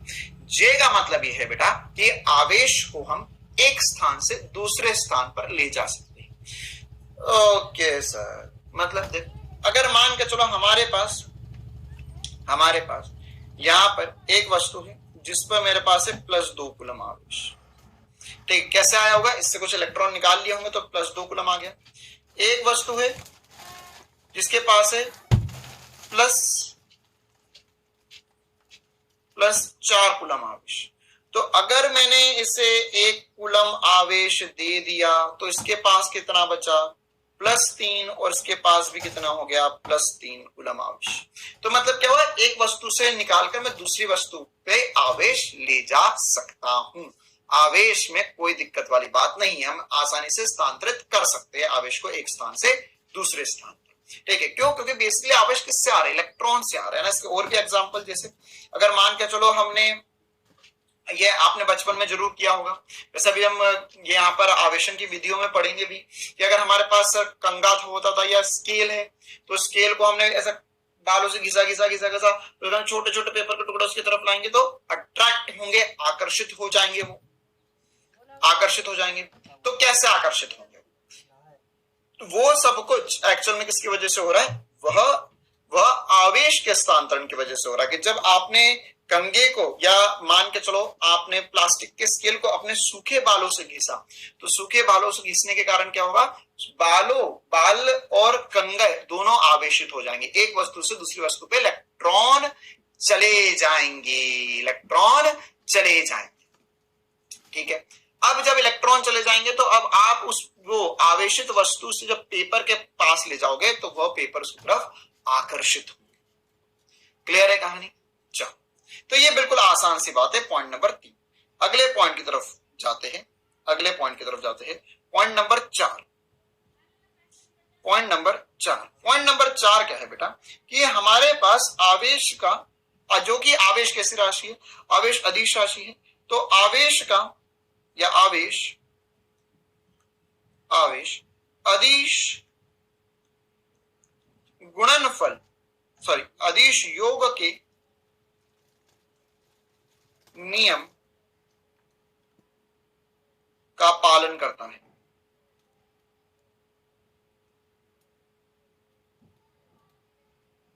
ठीक है, इसका मतलब क्या हुआ, इसका मतलब ये हुआ कि आवेश को हम जोड़ घटा सकते हैं, इसमें कोई दिशा विशा का तो चक्कर है नहीं, है इसकी कोई दिशा विशा नहीं है, तो इसको सीधे सीधे जोड़ सकते हैं। जैसे मैंने तुम्हें बोला कि 2 कूलम आवेश प्लस 1 कूलम आवेश कितना होगा, तो तुम बोलोगे सर 3 कूलम आवेश होगा। मैंने तुम्हें बोला कि 3 कूलम आवेश माइनस 4 कूलम आवेश कितना होगा, तो तुम बोलोगे सर -1 कूलम आवेश हो जाएगा, इसमें कोई दिक्कत वाली बात नहीं है। मैंने तुमसे कही कि भाई बताओ -7 कूलम आवेश प्लस 8 कूलम आवेश कितना होगा, तो तुम बोलोगे सर +1 कूलम आवेश हो जाएगा। मैंने तुमसे कहा -4 कूलम आवेश -2 कूलम आवेश कितना होगा, सर ये -6 कूलम आवेश हो जाएगा। तो आवेश को हम आसानी से जोड़ घटा सकते हैं, इसमें कोई दिक्कत वाली बात नहीं है। जैसे हम संख्याओं का जोड़ घटाव करते हैं या संख्याओं का योग, या हम उसमें योग करते हैं या हम उसमें अंतर लेते हैं, जोड़ घटाव आसान है इसका। ठीक है, मल्टीप्लाई आवेश को आवेश से मल्टीप्लाई करके क्या कर लोगे, आवेश या तो किसी वस्तु में जाएगा या किसी वस्तु से आएगा, तो आवेश या तो बढ़ेगा या तो आवेश घटेगा।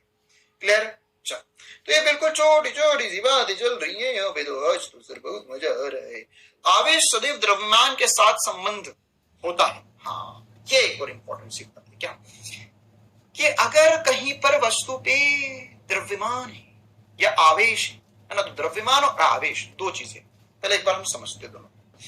एक है आवेश और एक है द्रव्यमान। ठीक है, देखो मान के चलो मेरे पास इलेक्ट्रॉन है, तो इलेक्ट्रॉन के पास आवेश है, हाँ सर, मैं कितना है मुझे नहीं पता करना है, हाँ। द्रव्यमान है, हाँ। प्रोटॉन के पास आवेश है, हाँ। द्रव्यमान है, हाँ। न्यूट्रॉन के पास आवेश है, नहीं। द्रव्यमान है, हाँ। अच्छा, तो हमारे पास 3 प्रकार के कण है इस दुनिया। 3 प्रकार के कण में हमें पता चला कि 2 के पास आवेश भी है, द्रव्यमान भी है, तीसरे के पास आवेश नहीं है लेकिन द्रव्यमान है। क्या ऐसा कोई कण संभव है, अन्य कण ऐसा संभव है जिसके पास आवेश हो लेकिन द्रव्यमान ना हो? ऐसा संभव है या नहीं? ऐसा असंभव है, ऐसा कोई कण संभव नहीं है, यह असंभव है, ऐसा कोई कण नहीं है। तो मैं जब भी चीजें बताता हूं तो मैं टेबल बना देता हूं ताकि टेबल से तुम्हें ज्यादा जल्दी चीज समझ में और लंबे समय तक याद रहे। ऐसा कोई कण संभव नहीं है जिसके पास आवेश हो लेकिन द्रव्यमान ना हो। क्यों ऐसा संभव नहीं है? क्यों ऐसा संभव है? क्योंकि बेटा क्या होता है, कि हमारे पास अगर आवेश, ध्यान समझना इस चीज को ना, अगर हमारे पास आवेश है लेकिन द्रव्यमान नहीं है, इसका मतलब क्या हुआ? इसका मतलब ये हुआ कि हमारे पास आवेश, द्रव्यमान, रॉन्ग। मतलब कि ऐसी कोई वस्तु जिसके पास आवेश द्रव्यमान नहीं है, ऐसा संभव क्यों नहीं है? क्योंकि बेटे आवेश किसके पास है? आवेश है प्रोटॉन और इलेक्ट्रॉन के पास, लेकिन प्रोटॉन इलेक्ट्रॉन के पास आवेश है तो द्रव्यमान जरूर है। आवेश है तो द्रव्यमान जरूर है, आवेश है तो द्रव्यमान तो होएगा ही होएगा, चार्ज तो होएगा ही होएगा। लेकिन यहां देखो, यहां आवेश नहीं लेकिन द्रव्यमान है। मतलब क्या कोई भी वस्तु, जैसे तुम्हारे पास द्रव्यमान है, हाँ सर मेरे पास द्रव्यमान है, यस सर, बॉडी है, हमारे पास द्रव्यमान है, यस है ना, हाँ। लेकिन तुम्हारे पास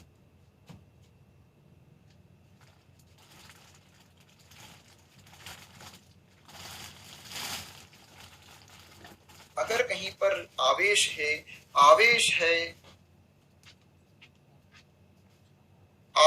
है तो द्रव्यमान होगा ही होगा, तो द्रव्यमान होगा ही होगा।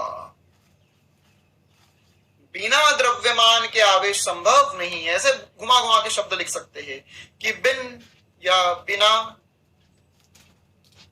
द्रव्यमान, बिना द्रव्यमान के आवेश संभव नहीं है।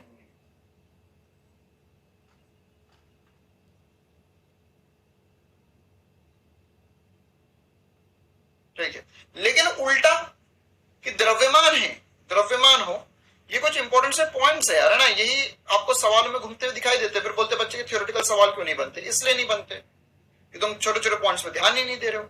क्या उल्टा कि द्रव्यमान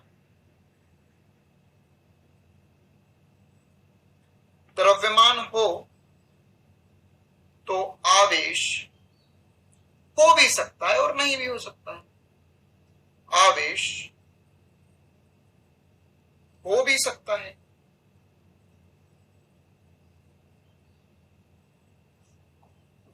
और नहीं। ठीक है, क्योंकि अगर इलेक्ट्रॉन प्रोटॉन होंगे तो आवेश भी होगा द्रव्यमान के साथ, न्यूट्रॉन होगा तो आवेश नहीं। चल, प्रॉपर्टी नंबर 6, आवेश संरक्षित है। बिल्कुल सही बात, यह आवेश संरक्षण का नियम। देखो यार, इतना पक्का है कि जितनी ज्यादा प्रॉपर्टी मैं तुम्हें बता रहा हूं ना, उतनी तुम्हें किसी किताब में भी नहीं मिलने वाली है।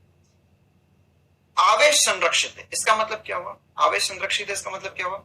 ये आवेश जो है बेटा, वह आवेश संरक्षित होता है। इसका मतलब क्या हुआ? इसका मतलब यह हुआ कि आवेश, पूरी दुनिया में जितना आवेश दुनिया बनते समय था, उतना ही आवेश आज भी है। आवेश कम ज्यादा नहीं हुआ। क्यों मतलब से? देखो यार, आवेश कहां से? इलेक्ट्रॉन से आता है, प्रोटॉन से आता है। अब जितने इलेक्ट्रॉन दुनिया जब बनी थी तब भी थे, आज भी उतने ही इलेक्ट्रॉन है, या जितने प्रोटॉन दुनिया जब बनी थी उतने थे, आज भी उतने ही है। इलेक्ट्रॉन केवल इधर से उधर, उधर से इधर, इधर से उधर जंप कर रहे, बाकी कुछ नहीं हो रहा है, बाकी कुछ नहीं हो रहा है। तो आवेश संरक्षित होगा ही होगा हमेशा, है ना। तो इसको हम ऐसा समझ सकते हैं, इलेक्ट्रॉन ना तो नए बनाए जा सकते हैं, बन सकते हैं, ना टूट सकते हैं।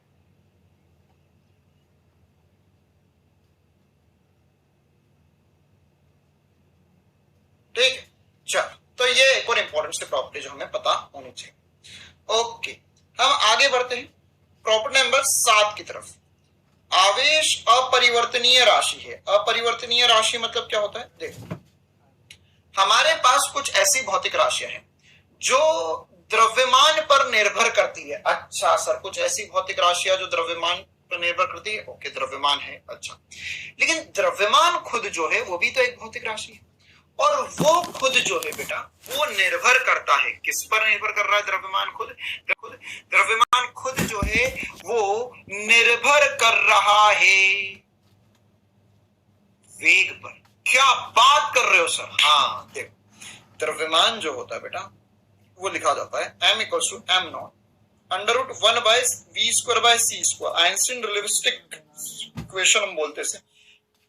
तो यह इसका मतलब क्या होता है कि अगर मान के चलो हमारे पास कोई भी एक कण है जो बहुत तेज चल रहा है, बहुत तेज चल रहा है, उसका वेग बढ़ रहा है, उसका वेग बढ़ेगा तो उसका द्रव्यमान भी बढ़ेगा। द्रव्यमान क्या हो जाएगा? बढ़ जाएगा। मतलब देखो, वेग बढ़ेगा तो v square by c square बढ़ेगा, लेकिन 1 में से कम किया है तो ये घटेगा, लेकिन जो कि डिवाइड में तो फिर मतलब बढ़ गया वेग, है ना।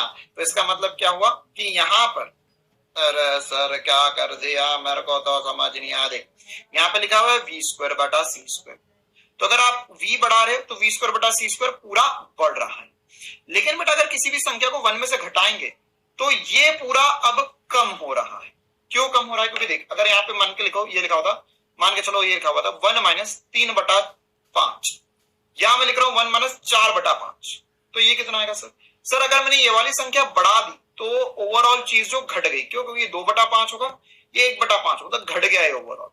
तो अगर मैंने यहां पर v स्क्वायर को बढ़ाया तो v स्क्वायर बटा c स्क्वायर भले ही बढ़ेगा, लेकिन 1 माइनस करूंगा तो वो घट गया। अब फिर इसको मैंने m नॉट से डिवाइड कर दिया, तो ये ओवरऑल राशि अगर घट रही थी तो यहां वाली जो राशि है, इसको घटाने से ये तो बढ़ेगा। ठीक है, तो यहां मैं ऐसा बोल सकते हैं सर कि यहां पर द्रव्यमान, वेग बढ़ाने से द्रव्यमान भी बढ़ेगा। मतलब अगर कोई वस्तु जो है वो स्पीड ऑफ लाइट से चल जाए, मतलब c से चल जाए, c से, तो द्रव्यमान जो है उसका वो अनंत हो जाएगा।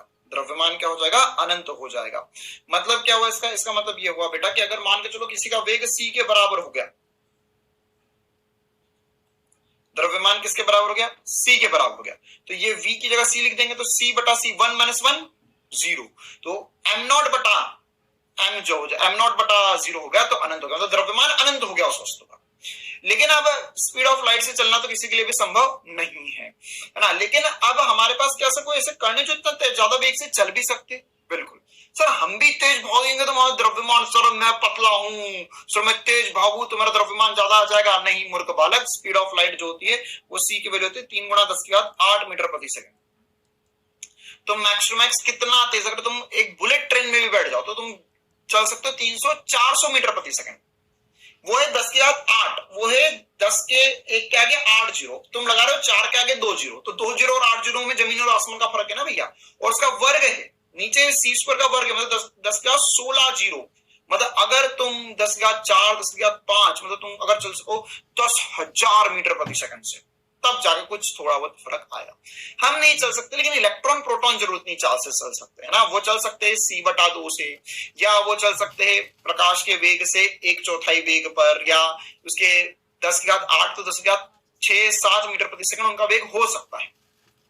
ठीक है, इलेक्ट्रॉन इवन जो अपने ऑर्बिटल में घूमते 10 के 6 मीटर प्रति सेकंड के वेग से घूमते हैं, तो वो चल रहे इतने वेग से, तो उनका द्रव्यमान वहां पर ज्यादा आता है। ठीक है, एम नॉट क्या है? एम नॉट जो है वो विरामावस्था में द्रव्यमान, एम नॉट क्या है? विरामावस्था में द्रव्यमान, विरामावस्था में द्रव्यमान। ठीक है, तो ये कुछ बेसिक सी बात है जो हमें पता होनी चाहिए। लेकिन आवेश ऐसा नहीं होता है ना, आवेश पर वेग से कोई परिवर्तन नहीं होता, कोई परिवर्तन नहीं होता। मतलब क्या हुआ कि अगर आपने आवेश बढ़ाया, आपने वेग बढ़ाया, तो आवेश को कोई लेना देना नहीं, आवेश जितना था उतना ही रहेगा सदैव। ठीक है, तो ये कुछ बेसिक सी बातें जिससे हम आवेश और द्रव्यमान में कुछ कुछ अंतर भी देख सकते हैं। ठीक है, तो हमें और पिक्चर क्लियर हो जाएगी। जैसे यहां पर विद्युत आवेश ऋणात्मक, धनात्मक या शून्य हो सकता है, लेकिन आवेश हमेशा धनात्मक होता है। किसी वस्तु पर उपस्थित आवेश का मान इसके वेग पर निर्भर नहीं करता, यही है अपरिवर्तनीय है। यह कैसा है? अपरिवर्तनीय है। किसी वस्तु पर द्रव्यमान इसके वेग के साथ बढ़ता है, अथवा हम लिख सकते हैं ये समीकरण जो अभी मैंने आपको सूत्र बताया, C निर्वात में प्रकाश की चाल है, M द्रव्यमान है वस्तु का, V वेग है जिससे वस्तु चल रही है, M नॉट विरामावस्था में द्रव्यमान है। आवेश क्वांटीकृत होता है, यह भी हम समझ रहे। द्रव्यमान में क्वांटीकरण अभी स्थापित नहीं हुआ है। क्वांटीकरण क्या होता है, बस उसी प्रॉपर्टी पे जा रहे हैं। साथ ही साथ विद्युत आवेश सदैव संरक्षित रहता है, द्रव्यमान संरक्षित नहीं रहता, क्योंकि द्रव्यमान जो है ऊर्जा में परिवर्तित हो सकता है और ऊर्जा को द्रव्यमान में परिवर्तित कर सकते हैं। ये हम क्लास 12th में जब मॉडर्न फिजिक्स पढ़ेंगे उसमें समझेंगे, नाभिकीय चैप्टर के अंदर है ना, कि हम कैसे द्रव्यमान या ऊर्जा से द्रव्यमान ले सकते हैं। ठीक है, अच्छा आगे बढ़ते हैं। विद्युत आवेश सदैव संरक्षित रहता है। विद्युत आवेश क्या रहता है? सदैव संरक्षित रहता है, हमने पढ़ा है। द्रव्यमान संरक्षित नहीं है, इसे ऊर्जा एवं ऊर्जा को द्रव्यमान में परिवर्तित किया जा सकता है, जिसे अभी मैंने आपको समझाया। आवेशों के बीच बल आकर्षी या प्रतिकर्षी हो सकता है, अभी मैंने आपको बताया था आवेश प्रतिकर्षित भी कर सकते हैं, आकर्षित भी कर सकते हैं, लेकिन गुरुत्वाकर्षण बल जो द्रव्यमानों में लगता है वो हमेशा कैसा होता है? आकर्षी बल होता है। तो कुछ बेसिक से डिफरेंस है जिससे हम बातें समझ सकते हैं द्रव्यमान और आवेश के मध्य। चलिए, कितनी प्रॉपर्टी होगी हमारी? 7 प्रॉपर्टीज हो सकती चुकी है सर। प्रॉपर्टी नंबर 8 की तरफ बढ़ते हैं, है ना। यह वैसे वही वाली कहानी है जो मैंने आपको अभी भी बता दी थी स्टार्टिंग में, क्या कि आवेश अगर स्थिर है, वेग शून्य है, तो ये केवल और केवल विद्युत क्षेत्र उत्पन्न करता है। आवेश अगर नियत वेग से चल रहा है तो ये विद्युत और चुंबकीय क्षेत्र दोनों उत्पन्न करता है। तभी वो विद्युत चुंबकीय प्रेरण वाली बात भी बताई थी मैंने आपको, चुंबकीय क्षेत्र की बात ही बताई थी। तो जब ये गति करता है तो विद्युत और चुंबकीय बल क्षेत्र दोनों उत्पन्न होते हैं, लेकिन कोई विकिरण उत्पन्न नहीं करता। विकिरण उत्पन्न नहीं करता मतलब कि कोई तरंग उत्पन्न नहीं करता। लेकिन यह अगर नियत वेग से ना चले, वेग नियत ना हो, तो यहां पर क्या होगा? यहां पर इसमें यह आवेश अगर त्वरित होकर चल रहा है, नियत त्वरण से चल रहा है, यहाँ पे E एवं B उत्पन्न करता है। मतलब कि क्या होगा? ऊर्जा इसमें से निकलती है, या विद्युत चुंबकीय EM वेव्स उत्पन्न करता है, विद्युत चुंबकीय तरंगे उत्पन्न करता है।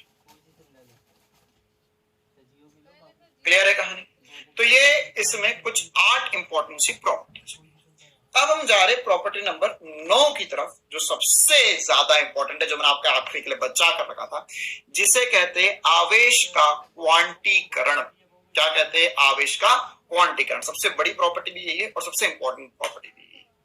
आवेश क्वांटीकृत होता है। पहले तो यह समझना होगा हमें क्वांटीकरण या क्वांटीकृत होना मतलब क्या होता है। क्वांटीकरण मतलब क्या होता है बेटा, कि अगर मान के चलो हमारे पास कोई भी वस्तु है तो वो क्वांटीकृत है। इस शब्द से मतलब क्या हुआ? इसका मतलब क्या हुआ कि वह उसमें कुछ प्राकृत संख्याएं के गुणनफल में ही वो हो सकता है ना। प्राकृत संख्या मतलब सर जैसे 1 हो सकती है, 2 हो सकते हैं, 4 हो सकते हैं, 8 हो सकते हैं, है ना। जैसे अगर मान लो हम इंसान की बात करें तो 1 इंसान हो सकता है, 2 इंसान हो सकते हैं, एक कमरे में, एक हॉल में 100 में, है ना, क्लास चल रही है। तो ये क्या है? ये हमारे पास बच्चों की संख्या है। हम कभी ऐसा नहीं बोलते थे कि सर हमारे पास 350.89 बच्चे हैं, या 350.34 बच्चे हैं, 350.5 बच्चे हैं। संभव ही नहीं है। तो इसका मतलब क्या है? वो क्वांटीकृत है। मेरे पास एक बॉटल हो सकती है, मेरे पास एक पेन हो सकता है, आधे पेन का कोई मतलब नहीं है ना। आधा ऐसा तो नहीं कि आधा पेन है तो सर ये आधा पेन मतलब छोटा पेन कहलाएगा, वो भी पेन ही कहलाएगा ना यार। आधा पेन क्या होता है इसमें? एक मोबाइल फोन हो सकता है, ठीक है, एक घड़ी हो सकती है, एक एसपी सर हो सकते हैं, एक तुम हो सकते हैं, है ना, या एक एक करके बहुत सारे बच्चे हो सकते हैं।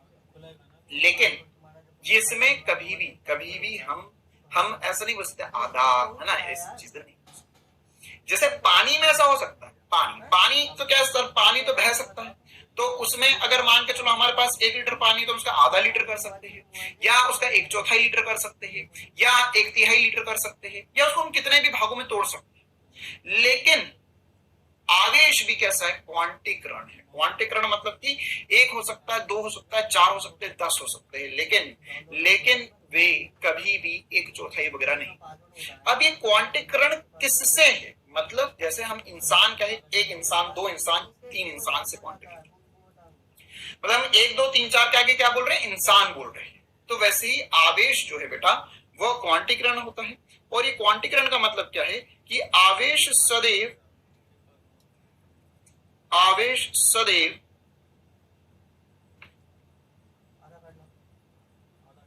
इलेक्ट्रॉन, किसी भी वस्तु पे आवेश जो है वो इलेक्ट्रॉन के आवेश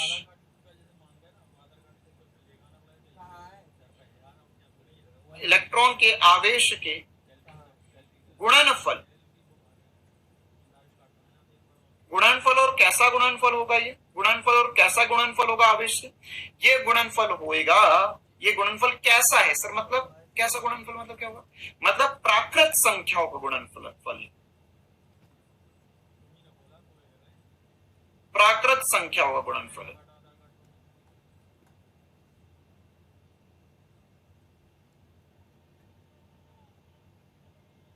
में ही। अच्छा, इसको हम और इक्वेशन वगैरह बनाकर समझते हैं। देखो यार, आवेश जो है हमारे पास, वो आवेश कहां से आता है? आवेश इलेक्ट्रॉन से आता है। किससे आवेश आता है? इलेक्ट्रॉन से आवेश आता है। अच्छा, तो अगर मान के चलो मेरे पास 1 इलेक्ट्रॉन है तो मेरे पास आवेश कितना होगा? 1 इलेक्ट्रॉन है, 1 इलेक्ट्रॉन, तो मेरे पास आवेश होगा 1.6 इंटू 10⁻⁻19 कूलम आवेश होगा। कितना होगा? 1.6 इंटू 10⁻⁻19 कूलम आवेश होगा। अच्छा, क्या इससे छोटा आवेश संभव है इस दुनिया में? ऐसा सोचो। नहीं सर, 1 इलेक्ट्रॉन से छोटा तो कुछ संभव ही नहीं। 1 इलेक्ट्रॉन से कम तो हो ही नहीं सकता। इलेक्ट्रॉन को तोड़ थोड़ी ना सकते। तो 1 इलेक्ट्रॉन, अच्छा, तो 1 इलेक्ट्रॉन से छोटा कुछ संभव नहीं है इस दुनिया में। 1 इलेक्ट्रॉन से छोटा कुछ भी संभव नहीं है। तो अगर 1 इलेक्ट्रॉन से छोटा कुछ भी संभव नहीं है मेरे प्यारे, तो मैं ऐसा बोल सकता हूं कि ये न्यूनतम आवेश संभव है। ये क्या है? न्यूनतम संभव आवेश, न्यूनतम संभव आवेश, मतलब इससे कम आवेश है ही नहीं। ये न्यूनतम संभव आवेश है। इस दुनिया में इससे कम आवेश हो ही नहीं सकता। तो अगला अगर मान के चलो मेरे को पता करना है इससे ज्यादा आवेश क्या हो सकता है, तो ऐसा सोचो कि मेरे पास 1 इलेक्ट्रॉन है, तो 1.6 into 10 की पावर -19 इलेक्ट्रॉन -19 कूलम आवेश संभव है। अगर मेरे पास 2 इलेक्ट्रॉन होंगे तो कितना आवेश संभव होगा? 2 इलेक्ट्रॉन के लिए, तो सर 2 इलेक्ट्रॉन के लिए मैं लिख सकता हूं 2 into 1.6 into 10 की पावर -19 कूलम। 3 इलेक्ट्रॉन के लिए आय हाय हाय हाय हाय, समझ में आई? अच्छा यहाँ पे नेगेटिव लगा लेते क्योंकि इलेक्ट्रॉन का आवेश नेगेटिव है।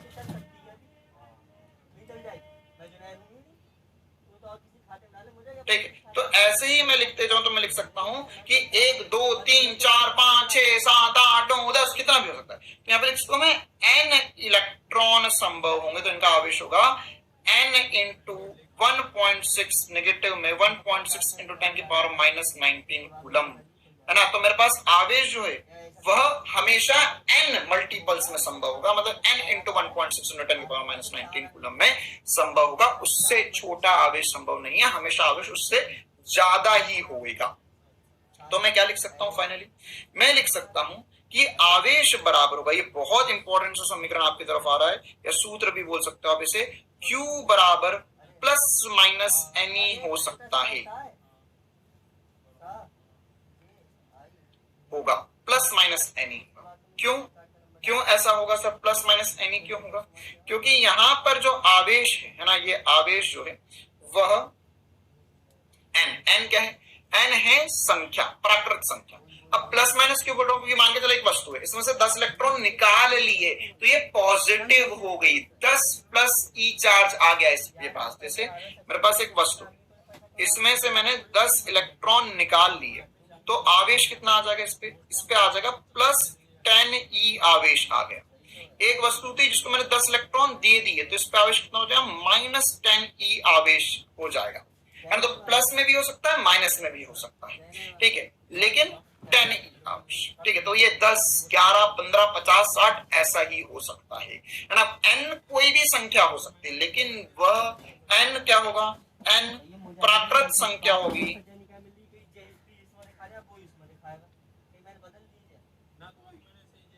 ही होगी।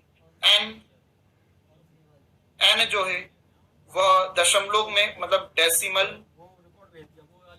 या फ्रैक्शन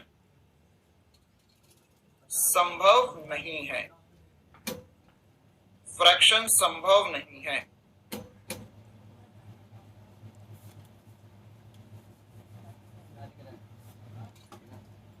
क्लियर है कहानी? तो ऐसा कुछ हमें पता होना चाहिए। चलिए, तो ये कुछ इंपॉर्टेंट सी बातें थी। अब इस पे सवाल, इसी पे सवाल आते हैं न्यूमेरिकल जो बनते हैं इस क्वेश्चन में से, वो इसी पे बनेंगे। कैसे?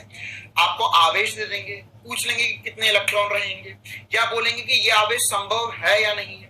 तो आपको जो भी सवाल आएगा, जैसे सबसे पहला सवाल आता है ये आवेश संभव है या नहीं है, तो n का मान जो है वह क्या होना चाहिए? कोई एक प्राकृत संख्या होना चाहिए, वो कभी भी डेसिमल वगैरह में या फ्रैक्शन में नहीं होना चाहिए। क्लियर है कहानी? चल, तो इस पर आधारित कुछ सवाल देखते हैं, है ना। अच्छा, पहले मैं कुछ बेसिक सी बातें आपसे करना चाहूंगा, फिर सवाल तो और कर लेंगे। जैसे सबसे पहली बात, तो निम्न में से कौन सा आवेश संभव है? आवेश संभव,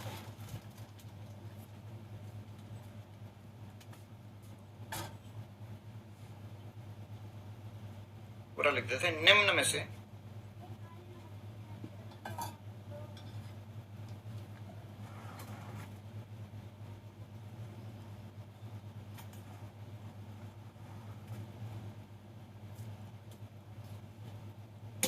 निम्न आवेश संभव है या नहीं। जैसे हमने बोला 1.6 इंटू 10 की पावर -20 कूलम आवेश संभव है या नहीं। तो ध्यान रखना, घात में अगर मैं 10 की पावर -19 से छोटा नंबर ले रहा हूं, छोटा, 10 की घात -20 छोटा है, 10 की घात -20 छोटा होगा, छोटा है 10 की घात -19 से।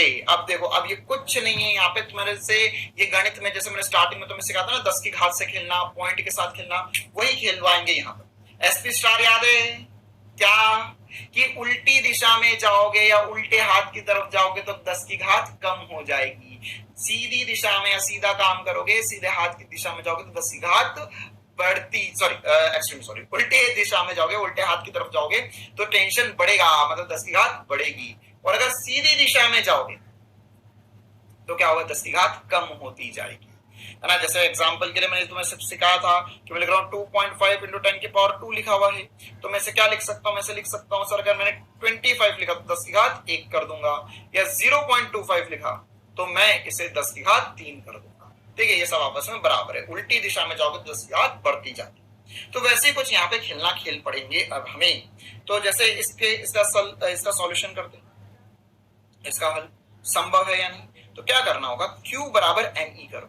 वैसे अभी तो साफ दिख रहा है कि 10 की घात -20 छोटा है 10 की घात -19 से, मतलब ये संभव नहीं। फिर भी एक बार मैं सॉल्व करके बता देता हूं क्या कैसे करना होगा। Q का मान रखेंगे 1.6 इंटू 10 की पावर -20 बराबर होगा N इंटू 1.6 इंटू 10 की पावर -19। डिवाइड करोगे ये कट जाएगा, या डिवाइड ही कर लो, -20 डिवाइडेड बाय -19 करोगे, ये N की वैल्यू आ जाएगी। तो ये कटेगा बेटा, तो यहाँ पे -1 बचेगा, क्योंकि -20 -19 बचेगा। ऐसा कर सकते हो ना, 10 की घात -20 -19 करोगे तो ये कितना आ जाएगा, तो 10 की घात -1 बराबर आ गया N की। क्या N की वैल्यू किसके बराबर आ गई, N की वैल्यू जो है वह हमारे पास 0.1 आ गया N। तो ये तो संभव, कतई भी संभव नहीं। तो ऐसे छोटे छोटे सवाल हमसे बनने चाहिए, ऐसे कोई भी वैल्यू दे देंगे तो संभव है या नहीं है वो पता करते आना चाहिए। क्लियर। चल, तो ऐसे और भी कुछ सवाल वगैरह है जो हम अगली क्लास में करेंगे एक्चुअल में। जैसे आसान सा सवाल है, आप कर सकते हो 10 की घात दो गुणा 10 की घात -7 आवेश है, तो द्रव्यमान की मात्रा बताइए, या कितने इलेक्ट्रॉन जाएंगे, इलेक्ट्रॉन से द्रव्यमान निकल जाएगा। इस प्रकार के छोटे छोटे से कुछ सवाल जो है वो मैं अगली क्लास में आपको करवाऊंगा ना। जैसे ये लिखा हुआ कि निम्न में से कौन सा आवेश हो सकता है, तो कौन सा आवेश हो सकता है, एक बार ये वाला कैलकुलेट करके देख लेते हैं आखिरी बार। तो यहाँ पर देखो 10 की घात -21 दिख रहा है, तो सर ये तो कतई भी संभव नहीं है। अच्छा सर ये क्या लिखा हुआ है, हमको पता है 1.6 इंटू 10 की पावर -19 के रूप में लिखना। तो यहाँ पर क्या है सर, यहाँ पे इसने बहकावा करने के लिए, छलावा करने के लिए 0.64 इंटू 10 की पावर -20 लिख दिया। तो क्या मेरे प्यारे बच्चों, तुम इसमें एक पॉइंट इधर ला सकते हो, मेरे लिए एक पॉइंट इधर ला सकते हो, इधर ला सकते हो। तो यहाँ पर लाओगे तो कितना हो जाएगा, ये हो जाएगा सर, हम सीधे हाथ की तरफ जा रहे हैं, सीधे हाथ की तरफ जा रहे हैं, तो घात बढ़ाएंगे तो +1 कर लेंगे, तो जगह 6.4 इंटू 10 की पावर -19। तो अब ये बताओ 6.4 इंटू 10 की पावर -19 जो है, अरे 6 है और 1.6 है, तो कौन बड़ा है सर, 6.4, मतलब ये आवेश संभव है। सर नहीं होया मुझे, ले देख ले फिर से बता देता हूं। Q बराबर एनी कर, Q बराबर एनी कर, Q का मान कितना निकाल लिया, 6.4 इंटू 10 की पावर -19 होगा N इंटू 1.6 इंटू 10 की पावर -19। थोड़ा मेरे पीछे चले गए, थोड़ा इधर हो जाता हूं, ये कट गया, ये 16 और ये सॉल्व करो भाई, कॉपी में पेन चलाओ, ये 4 आएगा, एक बार सॉल्व करो ये 4 आएगा। तो n का मान 4 आया, मतलब संभव है ना। देखो आवेश अगर 1.6 इंटू 10 की पावर -19 से बड़ा है और 16 के पहाड़े में आ रहा है, मतलब 64 आ रहा है, 32 आ रहा है, तो ये सब संभव होंगे। अच्छा सर ये वाला संभव है, ये क्या लिखा हुआ है, ये लिखा हुआ है सर, ए वाला जो लिखा हुआ है इसे मैं लिख सकता हूँ 3.2 इंटू 10 की पावर। ऐसा नहीं भी लिखो तो भी कोई दिक्कत नहीं है, क्या नहीं, मतलब इसको सीधे भी कर सकते हैं। कैसे, Q बराबर एनी, Q बराबर एनी से सीधा भी कर सकते हैं, 0.32 इंटू 10 की पावर -19 बराबर होगा n इंटू 1.6 इंटू 10 की पावर -19। इससे सीधा भी कर सकते हो, बाकी सॉल्व करने में आसानी हो जाती है ऐसा करने से, है ना, मतलब वो घातवाद शिफ्ट करने से। बाकी आप अगर करना चाहो तो इसे क्या लिख सकते हो, देखो 3.2 इंटू 10 की पावर, अच्छा फिर इधर ले जा रहा हूं मैं, फिर इधर ले जा रहा हूं, तो घात 1 जोड़ लूंगा, तो -19 +1 कर लूंगा मैं, है ना, क्योंकि इधर सीधे हाथ की तरफ ले गया मैं दशमलव, 1.6 इंटू 10 की पावर -19 हो जाएगा। तो ये कितना हो जाएगा सर, हाँ अब ये तो सर 32, अब 3.2 अपॉन में 16 हो गया, और 10 के पावर -17 अपॉन में -19 बचा। मतलब कुल मिला के मोटा माटी तौर पे दिख रहा है कि सर ये 2 हो जाएगा, और यहाँ पे कट उठाकर ये यहाँ पर 10 की घात -2 या 10 की घात 2 ऊपर बचेगा प्लस, करो रे भैया, सॉल्व करो, नहीं बनता तो कमेंट करना अगली क्लास में। फिर नीचे गिरकर कक्षा 10वीं, नहीं नहीं नहीं सर, कक्षा 8वीं का गणित पढ़ा देंगे, अब क्या करे, है ना। सारी मुसीबत तो तुमने सोचा था कि एसपी सर के माथे ही मरनी है हमें। अरे करो करो करो, मेरी तरफ मत देखो ऐसे, मुझे पता है मैं बहुत स्मार्ट दिखता हूं, लेकिन तुम्हें करना खुद से ही होगा। नमस्कार भाइयों और बहनों, अगली क्लास में हम मिलेंगे, होगी क्लास खत्म, जाओ भैया, टाटा बाय बाय, निकल लो। ये सवाल कर लिए, इसी प्रकार के सवाल कुछ और है, मैं अगली क्लास में प्रैक्टिस करवाऊंगा। और एक और होमवर्क का सवाल है, ये 10% वगैरह सब मैं करवा दूंगा अगली क्लास में, है ना। और एक और छोटी सी बात, अगर आप में से कोई निकालना चाहे तो निकाल जरूर लेना, मैं आते ही बताऊंगा। 1 कूलम आवेश में इलेक्ट्रॉन की संख्या, इलेक्ट्रॉन की संख्या 6.25 × 10⁻18 होती है। ठीक है, होमवर्क निकालो इसे। 1 कूलम आवेश में कितने इलेक्ट्रॉन होंगे, कैसे निकालेंगे, Q बराबर Ne करना, यहाँ पर 1 रखना, इलेक्ट्रॉन की संख्या निकालनी है तुम्हें, 1.16 × 10⁻19, मैंने पूरा सॉल्व ही कर दिया, अब इससे उधर नीचे ले जाकर solve. Quiz quiz quiz quiz, अगली क्लास में हम आवेशन की विधियां भी पढ़ने वाले हैं। ये कुछ चिंटू और मुन्नी की कहानी पढ़ेंगे। चलो समय हो चुका है क्विज का, बहुत बढ़िया क्लास थी आज की, बहुत सारा मैंने पढ़ा है, बढ़िया से रिवाइज करना। जाने से पहले 2 सवाल क्विज के रूप में जल्दी से इन्हें सेट कर दो। पहला सवाल आपके सामने स्क्रीन पर आ चुका, आसान आसान से सवाल है।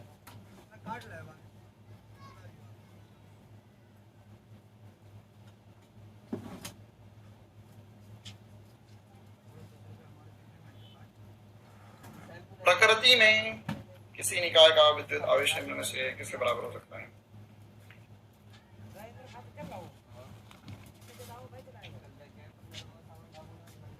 चलो अगला सवाल, रोमांचकारी सवाल, 10 रुपए पेटीएम, 10 रुपए पेटीएम। अच्छा, जिन बच्चों ने पिछले साल हमसे पढ़ा हुआ है उनको नहीं मिलेंगे, बाकी अगर कोई नया बच्चा है और उसका ये सवाल सही होता है, 10 रुपए ज्यादा हो जाएगा, चलो ठीक है, फिर भी ना बढ़ा दिले हमारा, नहीं क्योंकि बहुत सारे ने अगर सही जवाब दे दिया तो पता चला 8-10 हजार रुपए बांटने पड़ गए।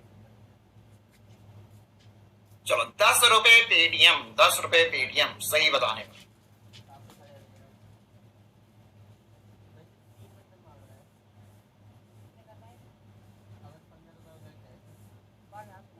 आया,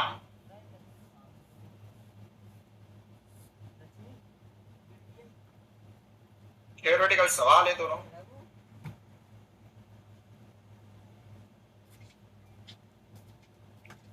चल बहुत बढ़िया, बहुत खूबसूरत सी बात। समय समाप्त हो चुका है सवालों के।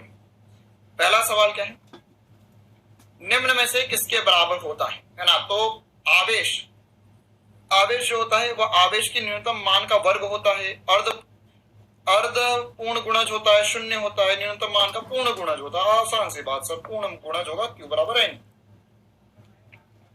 हाँ देखो क्या होगा, अगर मान के चलो मेरे पास एक साबुन का बुलबुला है, क्या है, साबुन का बुलबुला, बुलबुल नहीं बोल रहा हूं, बुलबुला बेटे।